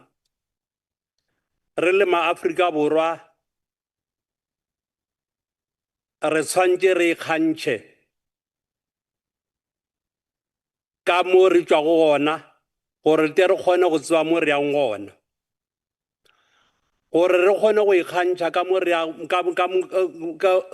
tšwang gona. Re tshwanetse gore re ikgantšhe ka maleme a rena ao re bolelago ka ona mo Afrika Borwa, kudu maleme a lesome tee ka moka re bolelang ka ona mo Afrika Borwa. Maleme ao a thomilego mo Afrika Borwa ke bolela ka Isindebele, Setebele le go leleme la gešo, Seasomela le ka Mkombane, Sepedi, Sivenda, Isitsonga, Isitswadzi, Sizulu, and also Afrikaans. Honorable Baden was Afrikaans that is originated in South Africa. We must always celebrate it. Honorable members, heritage is merely a symbolic. It brings practical benefit by promoting reconciliation, mutual respect, and formation of united South African identity. through the active protection of diverse culture, particularly those previously marginalized, we ensure that the nation-building access authentically include all cultural narratives, not just those historically privileged. The recent parliamentary debates, such as a celebration of Solomon Linda musical legacy, illustrate individual stories, can illuminate historical injustice and chart a path towards greater equality and inclusiveness. South African cultural and creative industry have become engine of economic growth and job creation. Recognizing this potential, the Department of Sports, Arts and Culture the Department of Sports, Art and Culture, led in this house by Honourable Mabe, has established 17 cultural and creative industry clusters to formalize and strengthen and coordinate the sector. These platforms support professional development and advocacy across the range and cultural field. Globally, heritage and cultural tourism account for around 40% of international tourism. South African owned 8 UNESCO World Heritage sites like Robben Island and Mapungubwe highlight the country as promising destination for heritage tourism. Unlocking the economic potential of these sites, as emphasized by the National Heritage and Cultural Tourism Strategy, is vital for sustainable job creation and economic development. Importantly, this vision seeks to diversify beyond traditional tourism, integrate heritage and local culture into broader tourism, supporting local livelihood. Moreover, South Africa enjoys trade surpluses in cultural and natural heritage products and visual arts, reinforcing our competitive advantage. Strategic investment in these sectors can further amplify the country's economic impact, contributing meaningful to inclusive growth and transformation. South African heritage can be disconnected from broader African narratives. The ancient African kingdom of Mapungubwe, for example, was at one time the largest in the subcontinent and maintained commercial link for India in the Middle East. This interconnectedness also sees seen in the Solidarity of Liberation era, sites like Oliver Tambo Heritage House in Zambia and Samafco in Tanzania, underline African long-standing ties to global trade, cultural exchange, and mutual support in the face of diversity. The African Union Agenda 2063 underscores this reality. Its fifth aspiration envisages an Africa with a strong cultural identity, common heritage, shared values, and ethics, driving a cultural renaissance for growth and transformation. The AU designation of 2021 as a year of arts, culture, and heritage affirm the continental priority of cultural heritage as a lever for integration and development. South African efforts to preserve and promote its heritage are rooted in international frameworks like UNESCO Universal Declaration on Cultural Diversity, which recognize cultural diversity as a common heritage of humanity. This declaration position heritage as both human right and core element of sustainable development. For post-apartheid South Africa, this principle reinforces our constitutional commitment to protecting cultural, religious, and linguistic rights, including UNESCO recommendation on museum, highlight the importance on institutions that blend preservation with education, creative industry support. This alignment provides the legal and ethical foundation for evolving heritage institutions. Honorable members, the campaign to repatriate African culture is not merely about preservation, but about justice. It is estimated that up to 95% of sub-Saharan African heritage is housed outside the continent, predominantly in the Western Museum, having been sized during colonialism. The continued displacement of heritage, historical injustice, and restrict community access to its own identity and history. Recent such as Germany and return on Benin bronze, the Netherlands restitution of ancient offer hope and proof to progress. This action acknowledged that the decoration but carry the spirit and identity of their people. South African own experiences reveal the needs for approaches considering the cultural significance and association with various unaffected categories. The retention of Africa abroad sustained unequal power relate established in colonial times. The fourth industrial is reshaping how heritage is preserved, promoted, and experienced. South Africa 4IR strategy recognize the significance of artificial intelligence, robotics, visual reality, and Internet of Things in revitalization, heritage conservation efforts. This digital tool enabled the creation of visual museum and archives, not the one you're referring to in Western Cape, because that one is a shame. It's got a very bad history that you can't even narrate it in this house, Honourable Mackenzie. Making heritage accessible to wider audience while protecting original material. This approach is transformative, especially the preserving intangible. Honourable members, resilience in the face of climate change present new and growing threat of both tangible and intangible cultural heritage.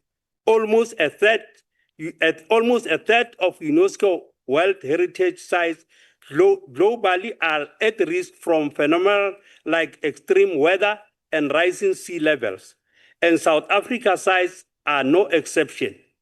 Adapting strategies are essential for protecting these invaluable assets, whether through mitigation efforts or adoption practice. Eco-cultural tourism links heritage preservation with sustainable development by encouraging environmentally sensitive tourism that supports both conservation and community livelihood. Honourable members, heritage-based economic transformation depend on strategies that blend preservation with sustainable development. The creative industry offers huge potential for inclusive growth, particularly when they emphasize community ownership. Cultural clustering efforts by the Department of Sports, Arts and Culture enable collaboration, market access, and skill development happening practitioners transition from informal activity into the formal economy without compromising the authenticity. Tourism related to heritage offer especially high impact, successful, challenging benefit to local population. However, this requires conscious framework that avoid the dilution and cultural practices. Honourable members, it is important to address counter argument. Some critics argue that focusing on heritage diverts resources from more urgent development goals. This misses the point: heritage itself and foundation for development, not distraction from it. Similarly, this belief around the feasibility of repatriation ignore growing international momentum and successful precedent. Heritage Day must be more commemoration. It must represent commitment to the future rooted in cultural pride. Honourable members, I was very much interested my neighbor, Honorable Billy, when you were quoting this history of heritage, heritage e re bolelang ka yona, re ka bolela ka yona ge re bolela ka African National Congress. I was you can't even quote from May Helen Zille. You can't even quote from John Stensel because I want any history. The African National Congress is the only organization that can Africa. Honorable Mkweni. Indeed, aseke makale because chebo di bolela ka moka bo di bolela o sa bolele ka anything from your party because we re tseba ga botse gore party ya gago ye etileng pele ke or party ya Ntate Zuma ya go tlhoka lebitso because we all know that lebitso le le pitšang ka lona ke lebitso le utswitše from the real Umkhondo Wesizwe that has been led by the African National Congress. Your party, aina even the policy, you never even went from the conference. So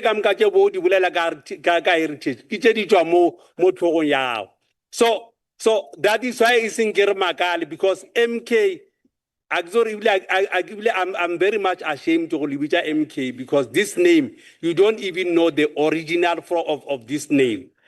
But over and above, Honorable Briet, really, I was very much shocked that you can also talk of heritage or international heritage. But Agimakali, because also your party doesn't even understand that this heritage, you don't, is a party, you were supposed to be shamed. Because if you like the heritage of your party and heritage of my learned friend, the whole South Africa, they will never even talk about you. So, we mustn't in this stage because heritage is the only thing that brings all political parties together. And then the African National Congress is the only particular party it can bring all South Africans. Thank you very much, Honorable Member. Your time has expired.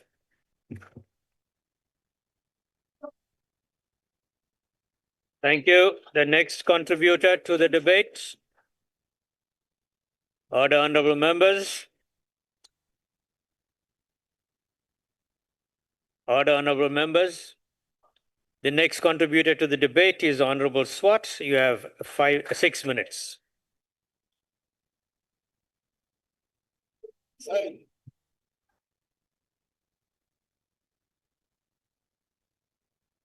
Honourable Chairperson, Honourable Deputy Minister, Honourable Members and fellow South Africans, good afternoon. Heritage is not a dusty relic of the past. It is the living heartbeat of my identity and of our future. However, lack of political will has been seen our heritage left to rot.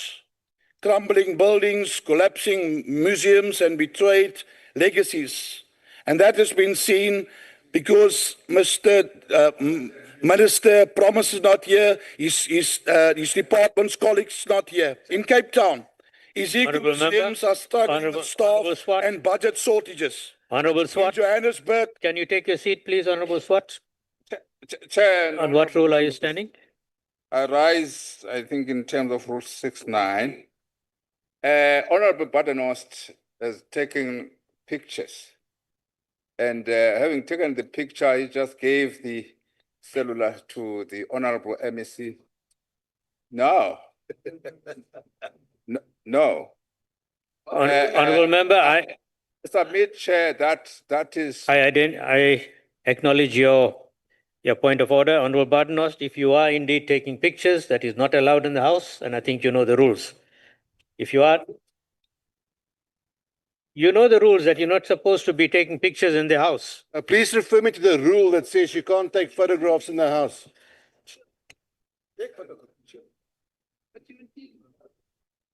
There's a lot of cameras here around us already. So just refer me to the correct rule, please. Chairperson.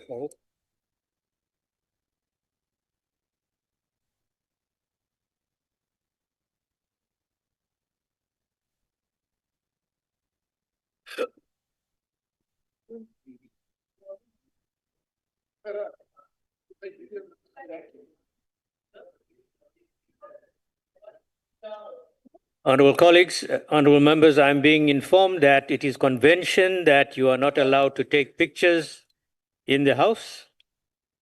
And if you are doing that, then you're infringing on the POPIA Act. So therefore, I will ask honourable members to please not take photographs in the House. Thank you. Honourable Swart, you may continue. Honourable Chair, then please can we continue that convention when we have... No, I didn't recognize you. I didn't recognize you. Honourable Badenhorst.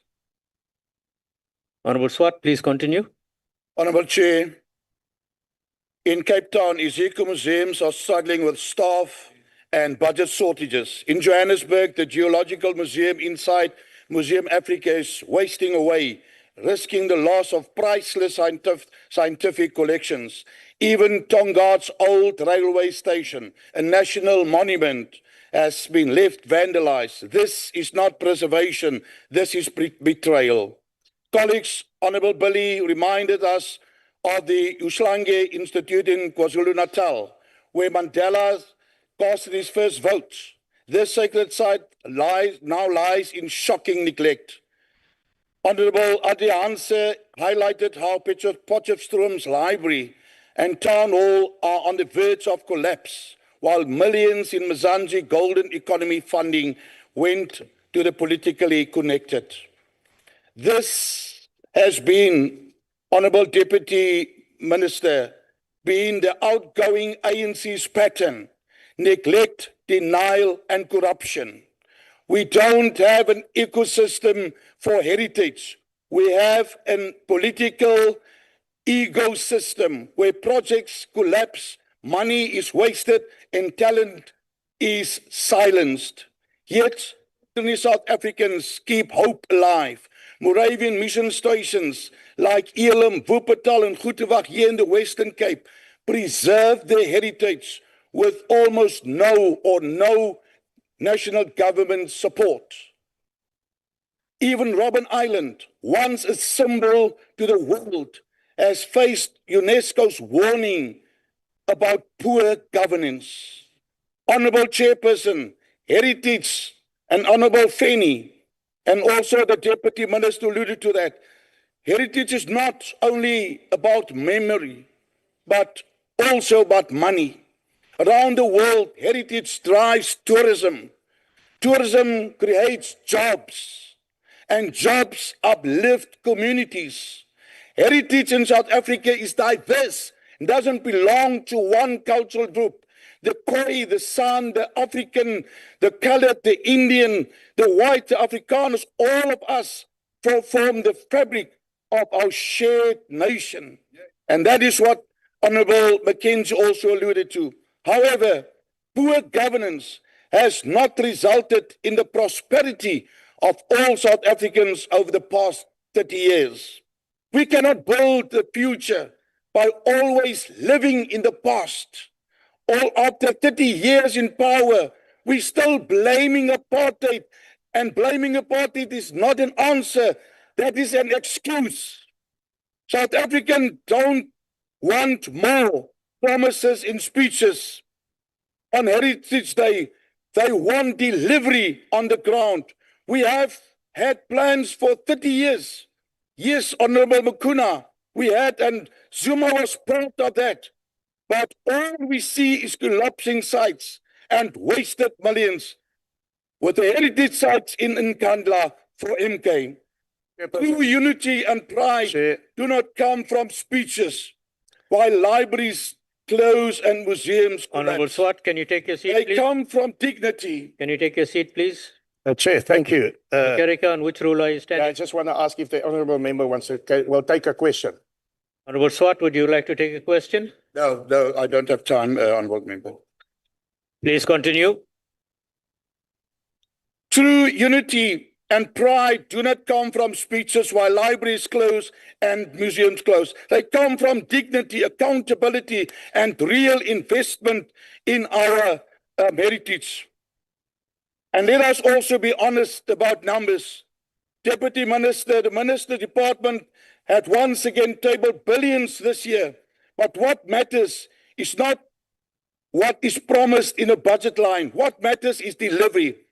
In the past years, millions were underspent and quietly returned to Treasury by your department, while libraries, museums, and heritage sites collapsed.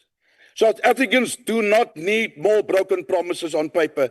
They need visible change on the ground. The minister chases headlines on TikTok, but fails to present credible plans.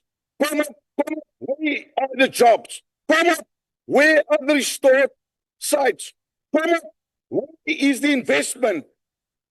Heritage Day cannot be reduced to close, and that's what I heard everybody say today. Food and space and speeches. It must be about dignity for our communities. Thank you, Honourable Member. Your time has expired. Thank you.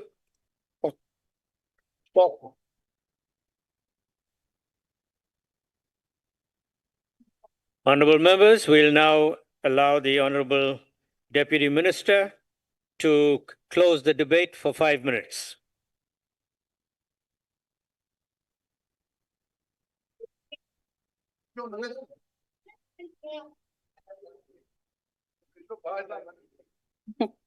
Thank you very much, Honorable Chair. The Chairperson of the NCOP, the Deputy Chairperson of the NCOP, I want to express my sincere appreciation to all the members who participated in this robust debate, and also to reiterate my disappointment of the lack of presence by the Department of Sports, Arts and Culture.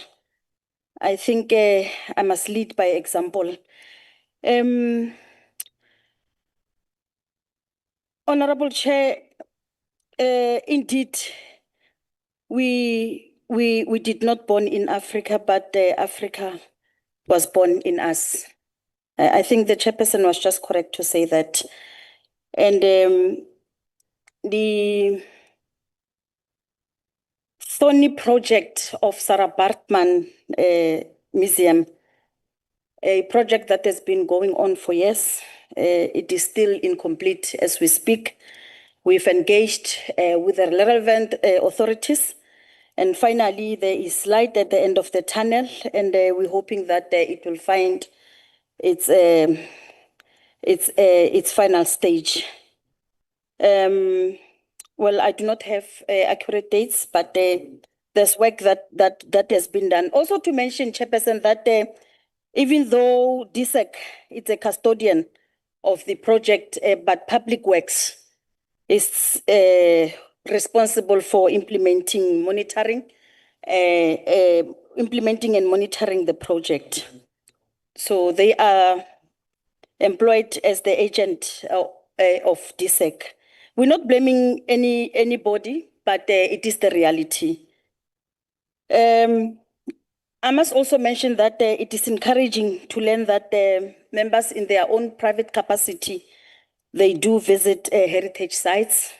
It is really encouraging. And also to mention that the allocation of funds does not necessarily mean that money has been spent.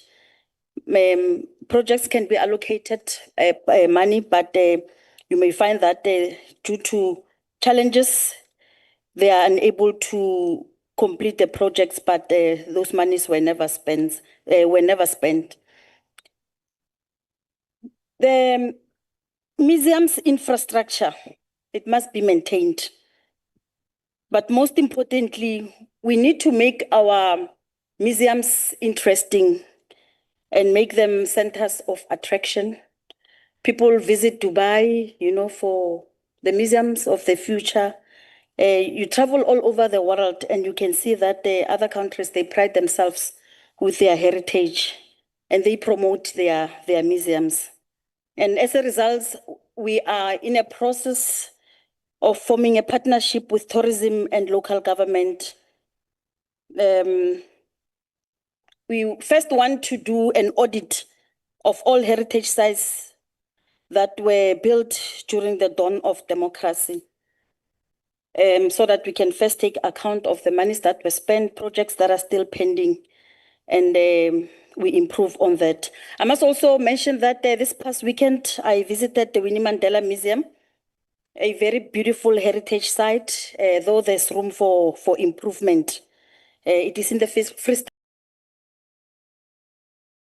Please go there and visit. Brantford, yes. Honorable members, we acknowledge that there is still much work to be done. We must continue strengthening the capacity of our heritage institutions to fully embrace linguistic diversity, cultural inclusivity, and equitable representation of all communities. The reimagined heritage means your culture is your culture is your currency, and the big question remains: who is buying your heritage? Happy Heritage Month. Thank you very much. My 5 minutes is ending.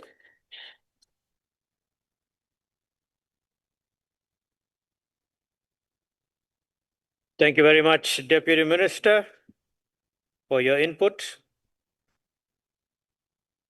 Honorable delegates, that brings us to the close of the debate. Once again, I'd like to thank the Deputy Minister, all permanent delegates, MECs, all special delegates and SALGA representatives for availing themselves for the sitting today. That concludes the business of the day. The House is now adjourned. Recording stopped. Thank you.